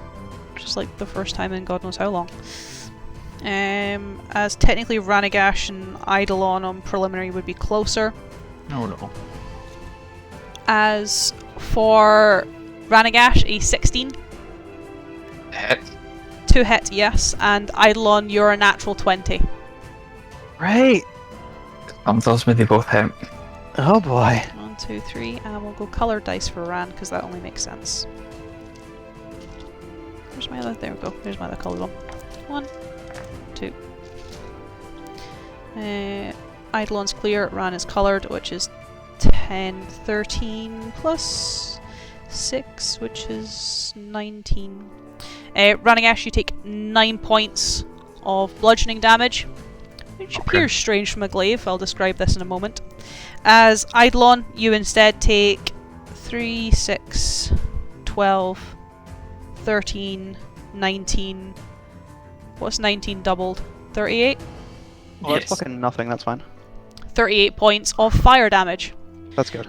As you watch as the giant steps forward, taking the glaive, you watch as the blade, almost as it swings towards Ranagash, is covered in rock and stone, almost seemingly from nowhere, as it clubs you across the head, clubs you across the side of your face, knocking you back almost. Whereas when he kind of turns, spins it, the rock starts to smolder, starts to almost liquidate and bursts into flames as it slices into Eidolon's side. As Eidolon, it is your go. Looking at Mordecai unimpressed at a rather large gash in his side, I'm assuming it would get an attack opportunity if I tried to leave. Yes. Cool. You would be able to avoid its dog, though. Step of the wind, so no opportunity attacks for me, thank you very much. As my bonus action, I'm going to run on over to where Marksar is entrapped. Okay. Is he like tied up by vines at the moment? It's or like, what? so, almost like a ribcage of stone that's just holding him in place. So essentially I'd be aestheticizing this as the extra attack, if that's okay. My first extra attack is backhanding him with my iron gauntlet. See if that can wake him up. Getting flashbacks to the Manor in Westcross, actually. Yeah, that's That an attack literally roll? what you did. Give me an attack roll, yes. I'm You'd have assuming with advantage. Sorry, Paul. Okay. That's a 15 to hit. Yeah, that hits. Do I need to roll damage, or? You're making an attack roll, so yes. Cool. Unarmed, obviously. I'm aware it's actually quite high now. That's... Oh, 4. blessed minimum damage. 4 damage. Yes, sir. As Marcusar, you are now awake. As Eidolon, sense of deja vu overcomes you, as Eidolon is smacking you about the head with his gauntlet. Ow. As I'd more take the hand that just backhanded you, point back at the giant. You owe me. As I grab him probably by the scruff. I know he's got some type of basic linen on and try pull him up out. He's conscious now, so I hope he can at least help with that. Yeah, I suppose. Give me strength with advantage. Potentially, can I cheese in athletics? Nope, this is just raw strength. Well, not the best at this, but it's still +1. Non-nat 20. as with Marcusar, I guess, helping, almost climbing out, using the almost bones of stone to kind of leverage himself out with your assistance, you are able to pull him out without having to break him out, which probably would have gone rather horribly. As Marcusar, you are freed, which means you can actually do stuff on your turn. Which is next? No. No. Eidolon, are you done your turn? That's my bonus action movement. Technically attack and then extra attack. Marcusar, it's your turn. That's what I mean. Yeah. There is a big dog and a big man. That's a big man. He's a very big man. Grumptious. In fact, he's a huge man. Absolutely, yeah. There's so much man there to just admire. I don't even think it's in this book. What are you looking for? Elemental Bane. It is not. No, it's not. It's not in PHP. I forget what it does. Yeah, choose one creature you see with the range of choose one only damage type acid, cold, fire, lightning, or thunder. The target will succeed on constitution and effect light spell for duration. Okay. I would like to cast Elemental Bane on the giant. Okay. I think that's a con save. It is a con save. Nat 1. Something tells me. Oh! Does that mean it takes double or whatever? I don't think that does anything for a spell like this. What Yeah. elemental type? It just means that he fails. Am I good with fire, or do I want to choose someone else? I mean, if you did fire, that would give Ran a lot of extra damage. Let's go with fire then. Cool. This is where we find out he's immune to fire damage. Well, if he was resistant to it, he's lost that now. Okay. Oh yeah, you lose. Anytime he takes damage of the chosen type, he'll take an additional 2d6 fire. And Yes. if he had resistance to fire damage, that is now gone. Yes. He doesn't repeat the save or anything, so that's just permanent, Paul. Hell yeah. Unless you lose concentration. Unless I lose concentration. Don't believe there's much else I can do, because these cantrips. Can I do a cantrip in a bonus action? Not unless it's got casting time with bonus action. Oh, as I yawn. You think after thumbing through this book so much, I don't would have require remembered it, any of this? If you've got a nice healing word, I wouldn't complain. Oh, fine. Yeah, I'll give you a healing word. Why not? Yeah, I'm still looking good, but it's just if you don't have anything else to use your bonus action on. Okay, I don't really know what to do. I'll look it up for the next turn. You can have a. Let's give you a second level healing word. Aww. That's 3d4 with your sickle. Yes. Not too bad. Yo! My guy. My That's like one of the dude! best heals he's ever given someone else. That's like a Marcusar heal for himself. Shh. He doesn't tell them that. What is your healing word, Paul? What do you say to me? I've never actually spoken my healing word. I don't know what it is. You think I would have thought about that when I Debt used it repaid. somewhere? Yeah, debt repaid. Do I still owe you? Now we're even.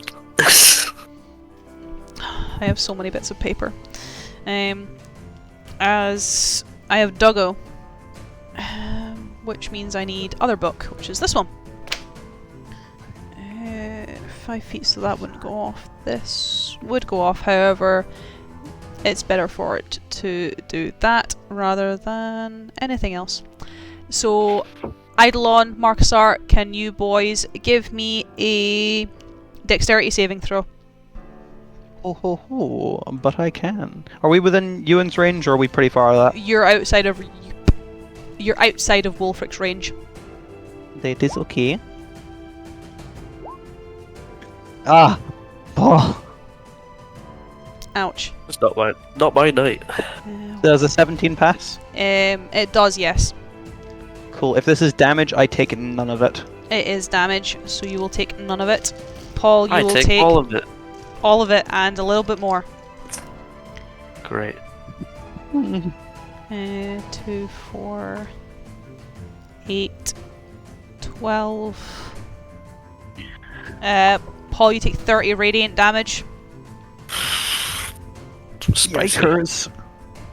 Eidolon, you take none of it, as this wolf almost kind of takes front and centre as its giant has left its place outside of the throne, and it kind of turns, cocks its head towards the two of you, almost roars as if a breath was to come out of it.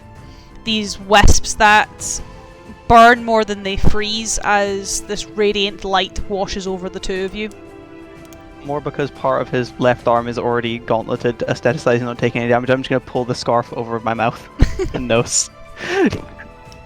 Wear a mask. Stay safe. Eidolon would take the vaccine, so should you. Maybe not in the left arm though. I think if anyone wasn't going to take the vaccine, it'd probably be Marcus, Marcus. Yeah. He has his oils. I don't need any of that. I've got my essential oils. I'm a homeopath. And we should kill Marksar, but for different reasons. As Ranagash. Here you go. Okay, just before I take my turn, I'd like to preface that in preparation for the curing, I have a lot of utility and very little damage. So I have to improvise. You But have fire spells. I have fire spells, which is what matters. But first question, am I still in range? Am I still in melee range of Big Mac? You are still in melee range. Okay, that's problem number one. Let's fix that. How much space do I have behind me? Going back towards like where Wolfric came in. Yes. If you want to get all the way there, you've probably got about 60 foot, like to the back wall. What's the range of that?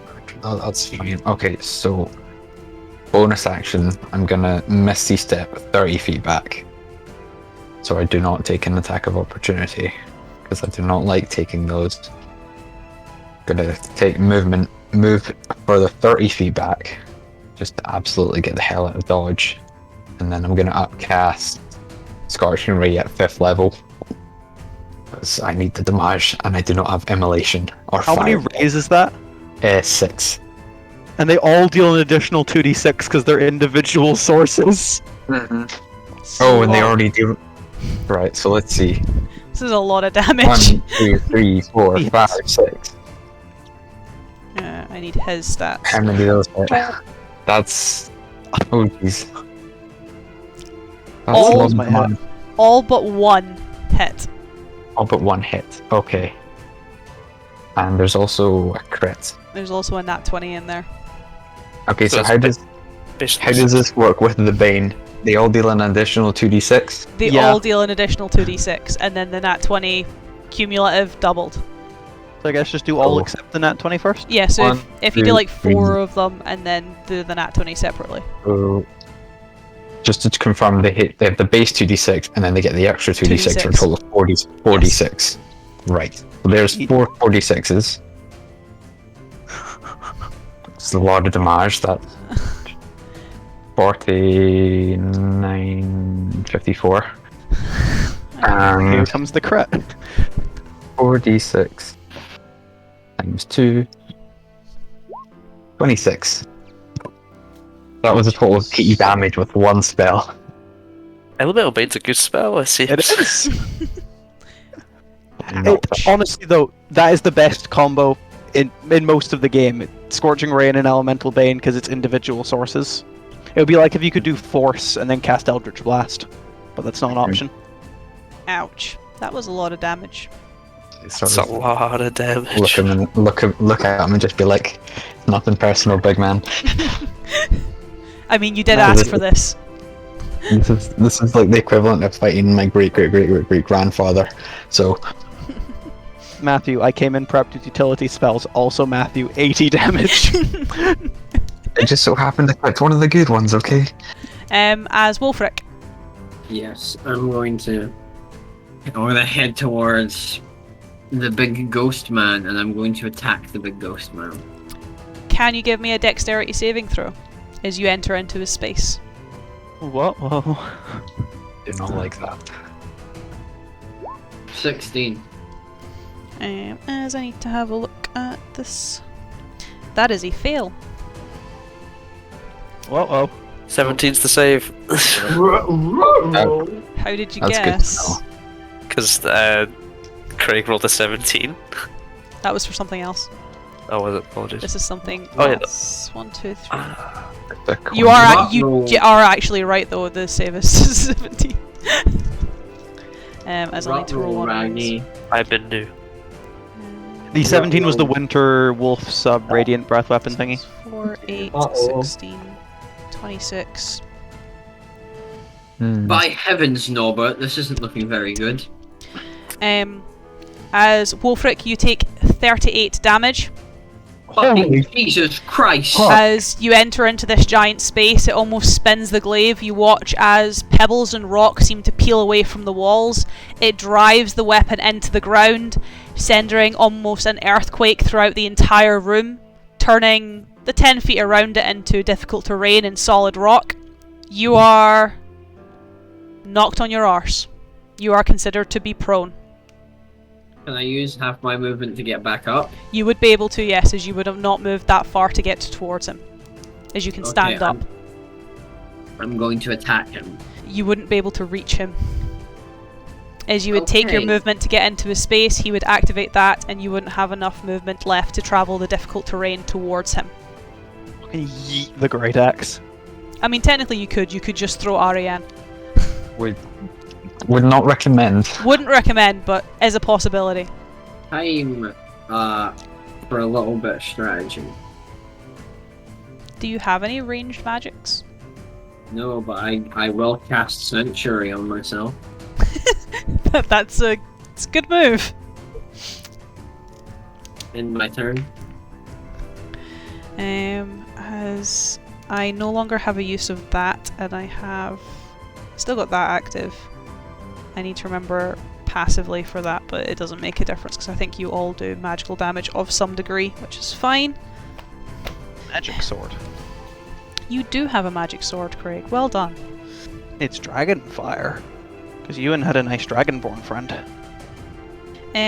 As Wolfric, I need you to make me a charisma saving throw. Okay, I can do that. Your charisma's back up to 18, by the way. It's now considered a what- +4 again, as you're no longer a boar. 19. Cool. You are passed. As almost a sweet aroma seems to cover the room, emitting from the giant. You guys can see that almost a flurry of petals seem to just fill the room. And Wolfric, you are not charmed. But as you kind of... Wolfric has hay fever. As you kind of, I guess, clear your sight, come back to your senses, and the flurry of petals disappear, so has the giant. Uh-oh. Spaghettios. That's not good. As it doesn't like Ranagash. Oh no. As Ranagash, you kind of, obviously, all of you kind of start to look around to try and find said giant, trying to find where it's gone. Something that big can't have just disappeared.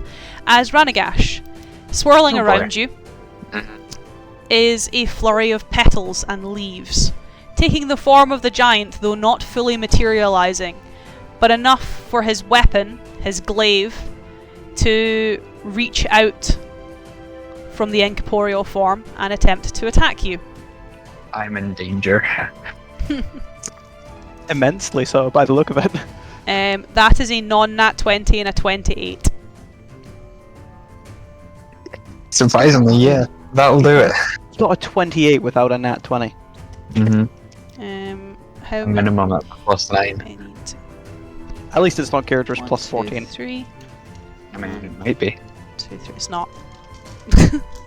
Just to give you some hope, it's not that bad. It's just 10, 20, 3, 35 Damage. damage. As 35 damage. if you're wanting the exacts in terms of the type of damage, it was 6, 12, 8, 16, 17. Oh no, I've rolled my dice again, fuck. I can't tell you the makeup of the two damages. It is a mixture of lightning and cold damage though. That's fine. I'm resistant to neither. As it crackles through. First, this very almost kind of Zeus-style lightning bolt, and then almost freezes you as it strikes you again across the chest. As Eidolon. His first instinct is he almost takes the step to start towards the giant, but then also realizes the wolf is right in front of him. Well, it's about maybe 10 feet away from you. That's fine. Wolfbrook is over there, so for now I'm going to leave that up to him, as I'll take the step forward and attempt to... Well, I'll staticize it depending on how many attacks it, as I'm going to expend a key point for a flurry of blows. So 2 sword attacks and 2 unarmed attacks. Just regular unarmed this time, though. 1d20 plus 9. As with the sword, that's a 27 and a 28 to hit. Both will hit. And then unarmed is... a 25 and a 23 to hit. Both will hit. So we'll roll damage first, and then I'll aestheticize everything. Oh, it's 48 now. Hell yeah. No, it's not 48, it's just 2d8, because I've not got my arms up. 48? It's not 48, because I don't have my arms up. It would have been 48 if I have my arms the astral self, but I don't. 6 plus 16. As in total, that is 46 points of damage. Ouch. As Eidolon would come in, essentially his first move is to just drive the sword into the head of the creature, but I'm assuming since I didn't kill it, it's probably able to just dodge out of the way just in time. But I like to imagine still driving the sword into its back. It's pull out with one great mighty motion, and then pull it back over his head and cleave into the back of it. And then as that will, using the sword as leverage, he pulls himself up, walks to the head of the creature I'm assuming it's quite large of a creature. Yeah. Standing on top of it, going up, taking his foot and just pounding into its head twice. Eidolon is angry. Well, no, it's not angry, it's just an efficient way to damage it. Can it give me a constitution saving throw? It can. Well, it can attempt to. On that second kick. Con is 13. 13, that's a fail. As I don't have the blight to stun it, but Eidolon still has knowledge of a creature's, nervous points. So essentially driving his heel into its head the second time, he'd push in that little bit more into its neck to strike not strike a nerve, but literally strike a nerve, as its legs would give out as it is now stunned. Here we go again, lads. Let's go. As Marcusar. How's everyone looking? I think Ranagash is suffering, but I don't know if you're in range. I think he's in range of my Mass Cure Wounds. What's the range of Mass Cure Wounds? 60 feet. Nope. Yeah, I didn't think so. Damn. He I did guess- go 60 feet away from the giant, and we are about 30 feet away from the giant ourselves, in an opposite direction. Or where it was. Fair enough. I guess I'm looking at the map and the proportions are kind of odd. Yeah, It's not a battle map not to scale. Yeah. Because this is a very linear map, so... Yeah. Let's... Can't break concentration on the elemental bane. I'm able to move 30 feet closer to Ranagash without provoking an opportunity. No, he's paralyzed. Doesn't matter. Yeah, it's incapacitated, so it can't take actions or reactions. Okay. Well It then, can't move, can't speak. am I able to move 30 feet closer to Ranagash so that he would be within range of me? Yes. Okay, I shall do that, and I will drop a 5th level Mass Cure Wounds. Maybe that's wasting a high level spell slot, but I don't care. Is it Mass Cure Wounds 5th level? Yeah, Mass Cure Wounds is 5th level. Yes, but I have a 6th level spell slot. Ah, are you burning that for it? No, I'm just wasting a 3rd. 3d8 plus 1d4 plus 4. You look confuzzled. You're using a 3rd level spell slot to cast a 5th level spell. No, I'm using a 5th level spell slot. Oh, that's okay then. Sorry, my brain was like, what?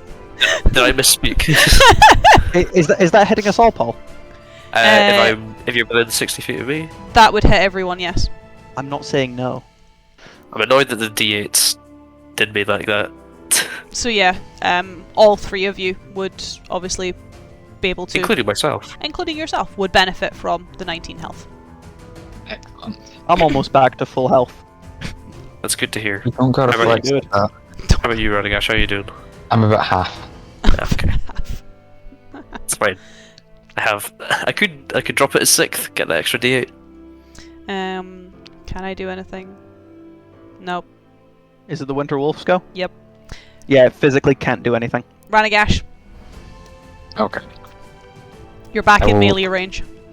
Yeah. That is brutal. I will look up at Mr. Big Mac and be like, okay, now it's personal, and I'm basically going to do exactly what I did last turn, just in the opposite direction.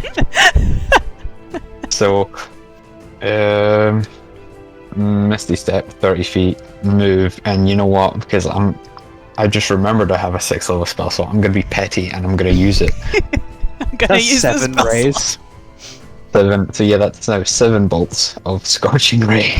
Let's go. 7 more rolls. 7 more 1, rolls. 2, 3, 4, 5, 6.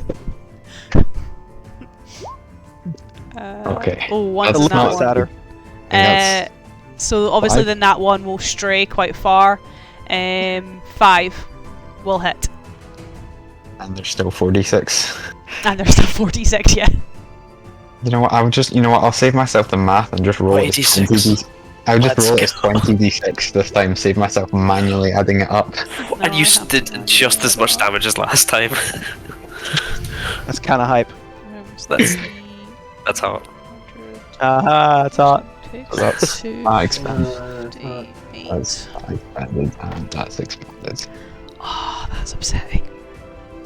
That's really sad. Is he like very close to being on a funny number of health? No, it's even worse than that. Oh, is he very close to dying? Maybe. Ranagash just single-handedly kills this giant with 2 casts. Ranagash single-handedly nearly kills a CR10 creature with 2 casts of Scorching Ray. That's what happens when your damage gets doubled. As Wolfric, it is your go. Right. How close am I to the He's to the big orc? 60 feet away from you. How close is the wolf? About 40 feet, give or take. Curse my 30 feet movement speed. Don't worry, I've got the wolf. Right. So I'm gonna. Found Ewan's weakness: linear battlefields. Alright, I'm gonna get a bit closer to him. Take the dash or take the dodge action, bonus action. I'm gonna Shield of Faith Ranagash. Thank you. That's not a bad option. In case Big Angry Orc Man decides to bring retribution down upon you for the fact that you basically almost fucking murdered him. Yeah. Oh, and that doesn't even drop your sanctuary. Nope. Yeah. Also, can I move in a way that I'm within 10 feet of Ranagash? Oh, he did Misty Step away from the giant, so... So Probably able Ranagash to. would have been 60 feet. Ranagash would have been Ranagash would have essentially been right beside you. Yeah, Okay. I'm right back where I started. Alright, so I'll actually stick there then. Shield of Faith, dodge action. This giant is getting fucked up. So I've never done this before. I never thought I'd see Wolfric as a support in the middle of a fight. It's working, though. Ranagash as a frontliner. As I made it Amber, personal. we'll do this. Ewan, your odds. Matthew, your evens. Oh boy. Cool. So it's aiming for Wolfric. Okay. As Wolfric does a 23 hit. Yes. Does it need to make the save against Sanctuary? Yeah, it does. Oh, it does actually. This could change. Wisdom save. What's your DC? My DC is 16. Cool. It passes on a 16, Okay. which is it hits surprising me. because it's got a -1. Oh. How much damage do I take? That's what I need to roll for. 4, That's 1, hard to make that 2, good works. 3, and... Where's my other d10? There it is. 4. Damn, I was choosing the target. 10, 20, 21. You take 27 points of damage, and I need a strength saving throw from you. As unable to reach the two of you, you can see is it literally grabs a portion of the wall, ripping it from it, taking this very big brick and just chucking it at the two of you. 21. You are not knocked prone, but it fucking hurts. Yes, but what happens is the giant piece of wall goes flying towards Wolfric, hits him, he stops it with his hands, it kind of grinds into the ground, he goes, cool, my turn, rebuke the violent. Charisma saving throw, please. This might kill it. Is it charisma? I'm pretty sure I checked It's this. charisma. It's a charisma. It should be a charisma saving throw. Rebuke the violent. I don't have paladins. Because I was thinking about this last time you did it, and I was like, I think it might be a wisdom save. Yeah, it's a wisdom save. It's a wisdom save. I think the ironic thing about the incident with Gairdra is that actually his wisdom's lower than his charisma, and he failed anyway. It is. It's why I was like, I think this is wisdom, because he actually had more chance of succeeding a charisma save. That is an 18 on a wisdom save. He still takes half. I could do it. Yeah. That was half. Half does it. Wow, that fight went by in a fucking flash. Speed Well, run. It's almost like Marksar actually succeeded at an elemental bane. It's so good. This motherfucker was like, you'll have to fight me to get my respect, like 3 turns later. I bet. Yeah, so Wolfric catches and stops the rubble, and then it glows with this blinding white light, and an exact replica of the rubble just shoots at the spirit, takes its head clean off. Whoop, my notes go everywhere. And the 4 of you are out of combat. The wolf disappear. The wolf disappears. It kind of howls and fades as its master does. It can't howl. It can't speak. Well, it's a spirit. Ah, okay. Give it its final hurrah as the doggo goes bye-bye. I'm Mr. Wolf. As the hall goes silent, though in your varying states of, I guess, injury, mostly looking at Ranagash. Everybody gets 15 points back from a prayer of healing. 3rd level prayer of healing. I'm fully healed. Bartak comes back to his senses, so to speak, as he kind of wakes up, shakes himself off almost as if he's been in a trance or a sleep. His eyes become less glassy. You notice that between the 2 arches, although only one of them was ever opened, as Wolfric was the one to only step out from the ground floor. Marksar never came out of that way. Need to rub it in. The centre turns into an archway that falls away and leads to that original room that you guys read the riddle in, the stone in, to find out what you had to do to get here in the first place. Though the room itself changes ever so slightly, as the 4 statues that are around the pillars around the room against the stained glass or against the windows, they all end up with an item of clothing on them that seem to almost be transmuted from the rock. Are we free to act? You are free to act, yes. As Bartak is head and hands very dizzy at this point in time. What are these clothing? Are the statues about our size? The statues are, but they're replicas of the giant. Ah, so it looks like the giant, but it's our height. Yes. Do I feel drawn to any of them particularly? Not particularly, at least on first glance. None of them really look interesting. Well, they all look interesting, but none of them really, I guess, on first inspection, call to any of you.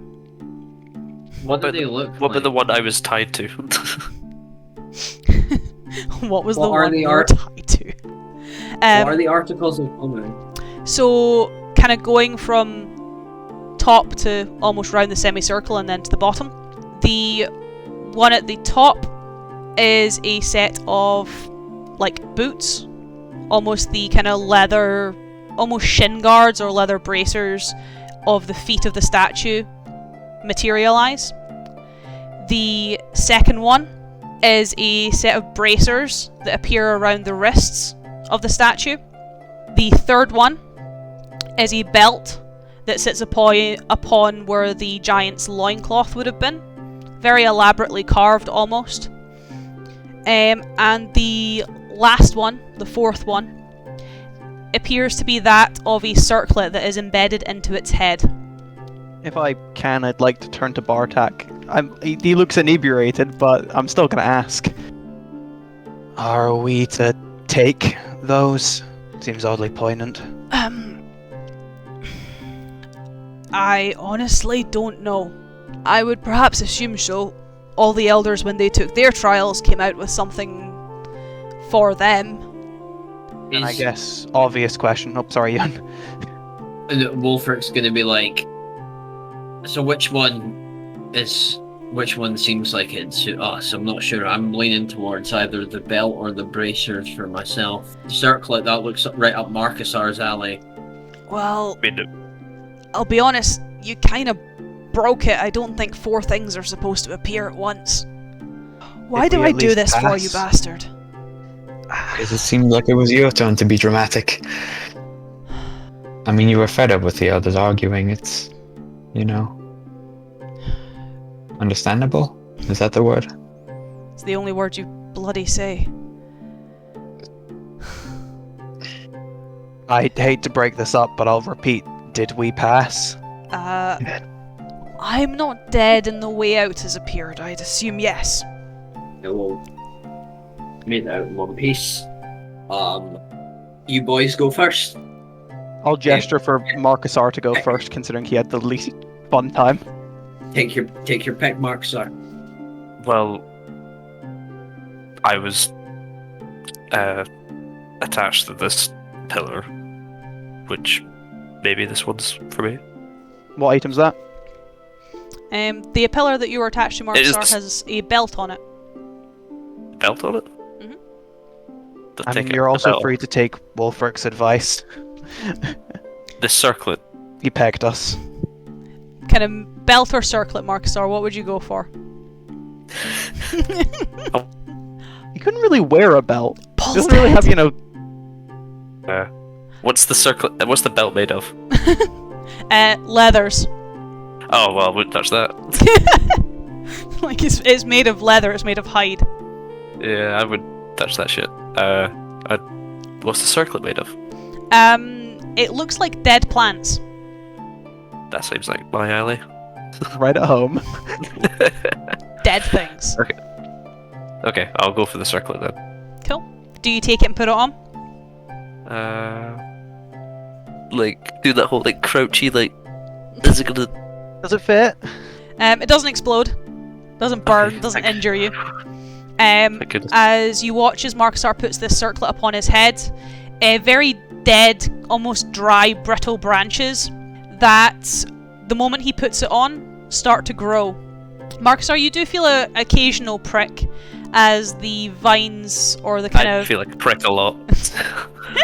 as the kind of thorns, the stems of the flowers start to grow and become more intertwined as a collection of flowers start to appear upon the circlet. Okay.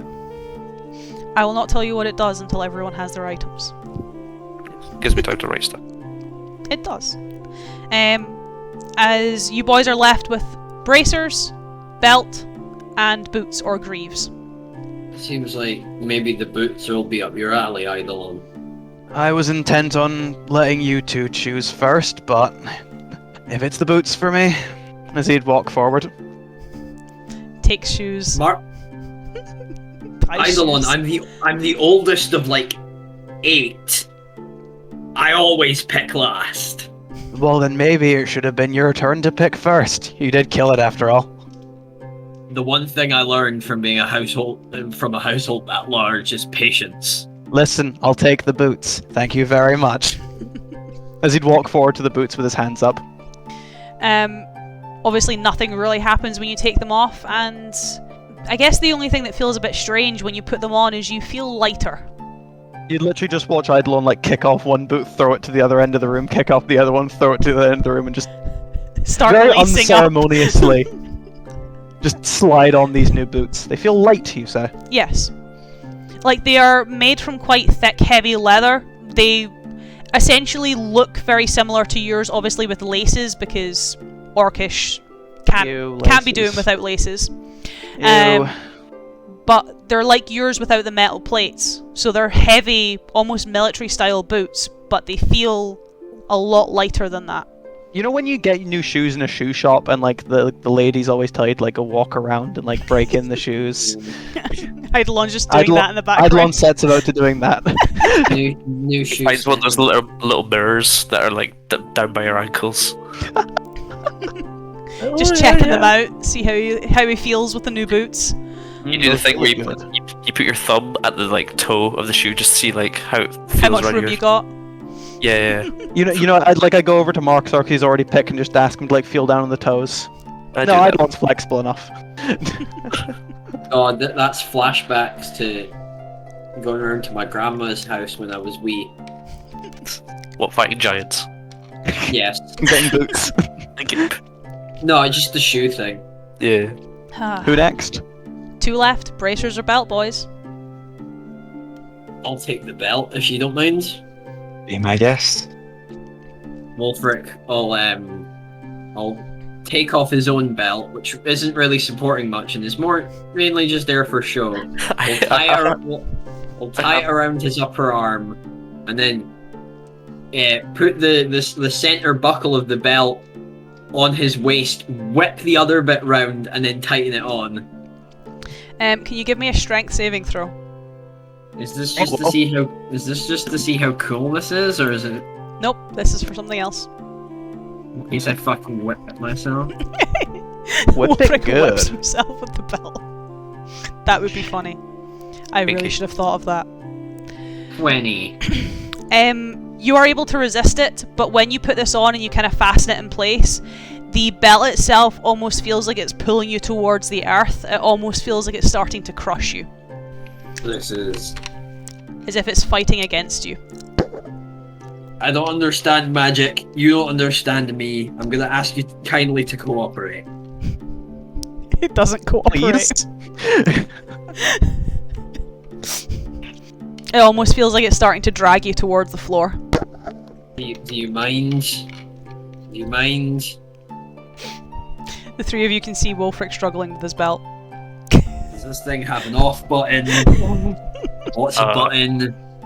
What's the Why? Ranagash, Why'd I whilst say he's that? struggling, do you want to take the bracers? Sure, that's alright, and I'll try and figure out how bracers work. They're just kind of old-fashioned, like, link cuff ties. So, traditional, more orcish, just not something that Ranagash wears. Can you give me a constitution saving throw, Ranagash? I have a feeling this might have been the wrong way around. Yeah. Yes. It's almost like you, you guys kind of broke the trial by all coming in at once. We have done this incorrectly. Hey. It would be 1... Actually, no, it'd be d6s, so choose this one. Oh no, I do not like the sound of that. Oh, can't be bad. As you take 15 points of fire damage.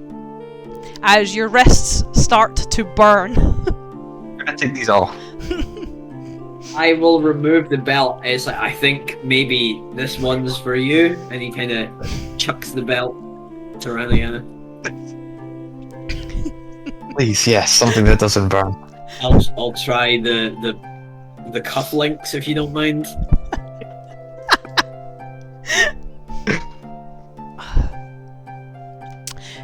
Put them on. These are a lot snugger on me. Don't know. How big are your wrists, Ranagash? These fit perfectly. Ranagash has tiny wrists. Oh, he's... No.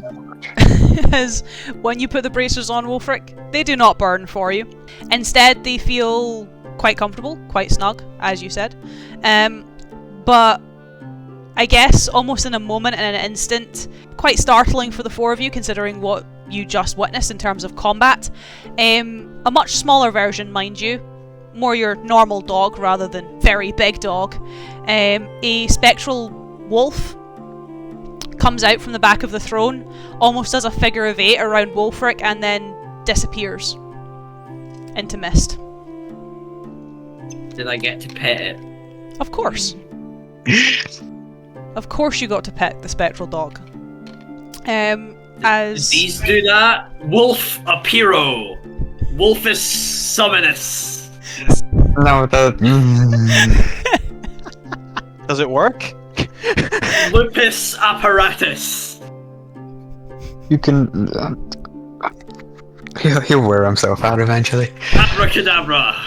That's not even a real magic word. It could be. Please! Please. As technically, when you probably get to the desperation of please, a almost translucent golden wolf does appear in front of you and just sits in front of you. Oh, that's cool. You think it gets along with your horse? I'll scratch the wolf. The wolf You enjoys are being ve- scratched. You are a very good boy. I love you. I'm going to name you. I will think of a name and I will get back to you. That's some name for a dog. Come here, we're gonna think of a good name and get back to you. Come on. As for Ranagash, Ewan got a puppy.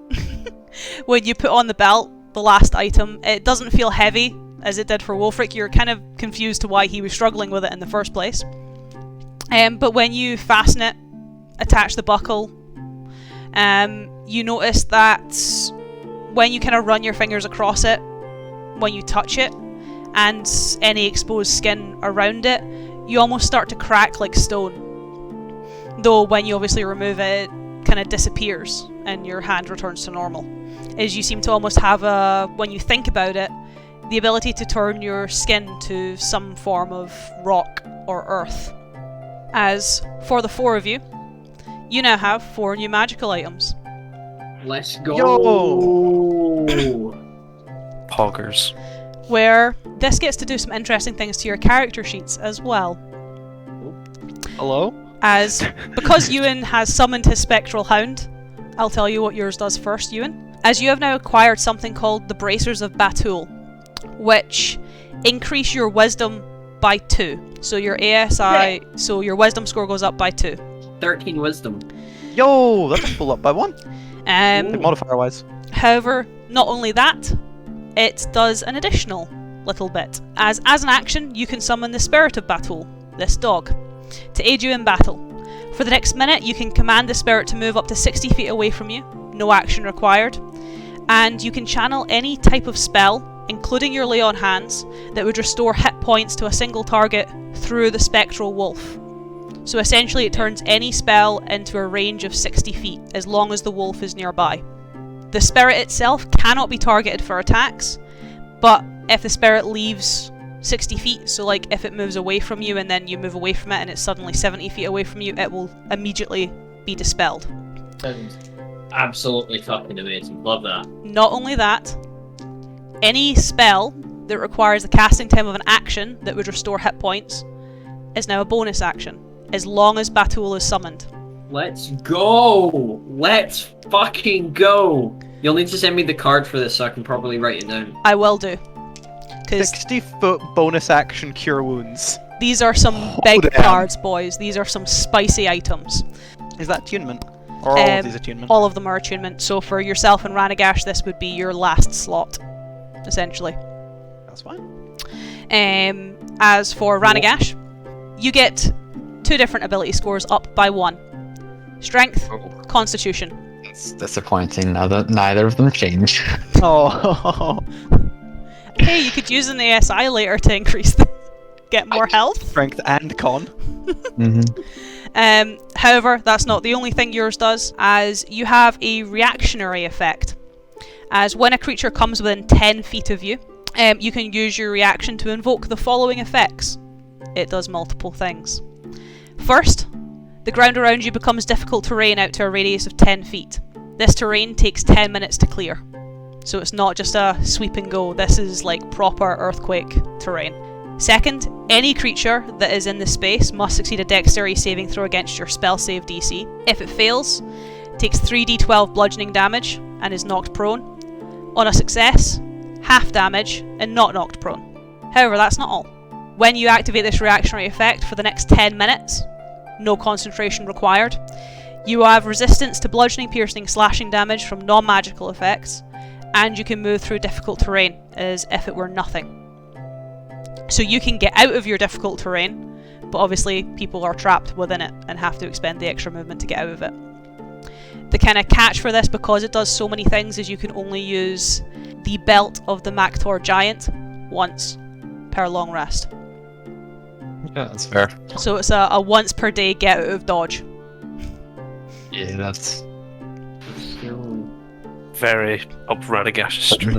That dramatic pause had me very worried that it was a one-time use, and I was No, like, oh it's god, I'm once never per going to use long this. rest. Once That's fucking nice. per long rest. Next on my list is Craig. Oh, hello. Eidolon has now acquired something called the Greaves of the Wilds, which Boots. are boots. Booties. They're like Uggs. Well, they're kind of like a combination of boots and greaves, because orcs like open toes. Do I have open toes now? I mean, I imagine he's still got his socks on. Thank God. No Eidolon toes? Unsubscribe. No. Paul, Shut up. hush. Oh, I'm going to destroy your magical item. Wait a second. Can run really fast. I hate this already. Don't continue. Incredible physical prowess. Open-toed shoes. Eidolon is Rock Lee. Where are my training belts? Is that me being alive? Drop the belts, Lee! What? What do these fancy little shoes do?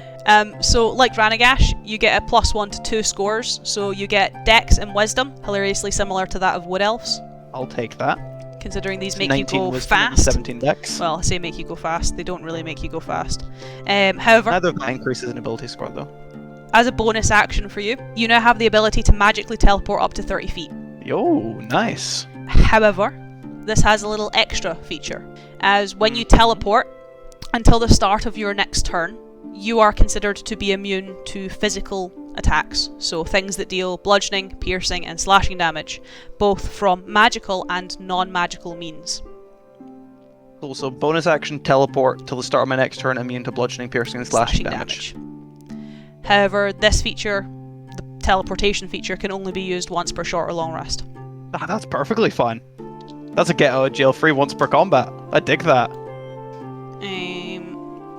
And then, I will wait till the card to put that on my equipment if that's okay. yeah, I will obviously give you guys all the cards, and for the lovely folks at home, the cards will be displayed on the screen as I'm talking about them, because that's what I do with all your magical items. As for Marcusar, last but not least, you get something called the Lobelia Circlet, which increases your charisma score by 2. That's, yeah, we're +3 now. Now he can eat hot chip and lie even better. As long as it requires rolls and not actual Paul telling me a lie. Shh. However, that's not the only thing it does, as this circlet allows you to change the damage type of your spells into 4 different damage types. Bludgeoning, that is always considered to be magical, because it would be stupid if it changed it into bludgeoning non-magical. Fire, cold, and lightning. Okay. Obviously representing of the 4 elements that you guys have seen time and time again now. Obviously... 4 elements. Fire, water, bludgeoning, Lightning. lightning. Welcome to how elementals work in D&D. I want to be part of the bludgeoning kingdom of the Avatar that has Airbender. To be fair, yeah, they could still bludgeon you to death. Let's be honest. Absolutely. Sorry, continue. As obviously you can't do this as many times as you want. That would be a I bit would expect broken and unfair. So each of these different elemental types have 3 charges per day. So you've got 12 charges total, split across the 4 damage types. Works for any spell, including cantrips. However, unlike, for example, Eidolon's Ring or Ranagash's Ring that has a d4 + 1 recharge after a long rest, you only get 1 charge for each damage type at the start of a long rest. So obviously if you use up all of your charges, then you only get 1, and then you're going to have to like not use it for a little while to collect bank of charges. So Never cast a necrotic blight again. So, on a long rest, I get 4 charges back, 1 of each damage type. Yep. Okay. So I need to. It's like, ooh, there's an economy to this. I can't like waste it all. Yeah, you're not got the luxury of Eidolon and Ranagash, who they can use all of theirs and then get all of them back on a long rest. Yeah. Okay, that's cool. You're gonna have to That sounds- expend and kind of be a bit more tactful on how you're actually going to be using them. Anything that stops me from dealing necrotic damage to all these blighted fucks. You can then change it to bludgeoning, cold, lightning, or fire. That sounds dope. I do have colour coordinations for all the different colours of flowers as well, but I will send you them in the card and it'll be on the screen. Sadly, there's not a lot of interesting types or colours for this species of flower, but there's enough that I could find 4 different species or 4 different colours of the species to then allocate to the different elements. It's really cool. Thank you, Em. As the 4 of you have these items, Bartak kind of groggily getting up from his chair. I'll help him. I'll be nice. Right. So we've done this. What now? We go back to the elders and hopefully stop talking in bloody circles. Okay, we can do that. Are they physically capable? You've passed the trials. The Shrine has accepted you and so have our elders. They can't really... Well, not those like our elders have accepted you. They can't really argue with that. Absolutely, exactly. On the plus side, Ran, you won't have to do this again whenever they decide that you want to, join their weird circle. I look forward to that. I need to get out of here, though. And eat and drink. A lot. Right then, big man, let's get you out of here. As he kind of stretches, almost cracking his shoulders. As if he's almost been in stasis for a lot longer than, well, you guys going through the trial and going through the combat. It seems like for him this was a lot more of an eternity than it was for you guys. Eidolon doesn't go to leave, instead stays standing with his arms crossed looking at the stained glass mural at the back of the room. Bartak will take the opportunity to head out of the room. Does anyone stay back with Eidolon? Certainly is a beautiful sight. You did recount us your vision all that time ago, didn't you, Ranagash? Of which one? It was just before we entered the ruins of the Precursor. At least I think. The one with the she and the scourged lord in the field. Yeah, but specifically 2 moons. Probably. It's been a while. Has been. I think you Cannot did be. because I'm pretty sure you asked Lucius if he knew of anywhere that had 2 moons. Yeah. So I would have then. In Wonder how that case, Lucius is doing. when Wolfric asks that, I'd more just point at that part of the mural. 2 moons stand out to you too much. That's pretty cool. I don't know what it means. Do you think there were originally 2 moons? Well, God, it would have been 3 fucking months ago. Ranagash had a vision about a place with... 2 moons. It's very likely that it was a past vision. Almost certainly now, yeah. Yeah, because it's very easy for a moon to disappear. It's a lot easier for a moon to randomly appear. It's a lot harder. Ranagash, this striking any memories, bells, whistles? And he'd like turn back from assisting Bartek and he'd be like, Various brass instruments. Osborne? I'll surmise it the same way. 2 moons. As you'd see him point rather directly at the point on the mural. "Good look up at it. Definitely something important." Not the time. No, that's one from a... Jeez, that's a while back, isn't it? No, is now not the time. Would you prefer to leave before we discuss this? He'd prefer to leave, so probably a good idea. We can talk back at camp. Or on the road. Cement this in your mind, Ran. 2 moons. Okay, stare at the mural. Intense staring session. Mm-hmm. I've at least got a vision for you to test tonight. Joy. Eidolon, you almost see him turn around to start walk and almost fucking falls over, not used to the weight of the new incredibly light boots. You're right there. They are not made of metal. Astute observation there. Thank you. I know it's profound. I mean, 2 moons, right? And he's gonna walk alongside Eidolon, I presume. And he's like, if you think logistically about a world with 2 moons, surely the weather is that much more intense because the moon somewhat influences how our oceans behave. Yeah, So I was gonna surely- ask, wouldn't the tides be fucking chaos? Yeah, surely if there's 2 orbiting bodies influencing a degree of how our oceans work, surely it'd be a That'll lot have lasting tempestuous. impacts. Maybe there was more ocean. The world we see is never destroyed, so observation could be the world is just larger. That's very true. Our world is small. A single moon merits our tides, but if their world was at the very least double our size, maybe it could only survive because it had 2 moons. I mean, I'm sure there are worlds far beyond that have several moons, several suns even. That's outside of my wheelhouse. You stopped me at oceans with what I know.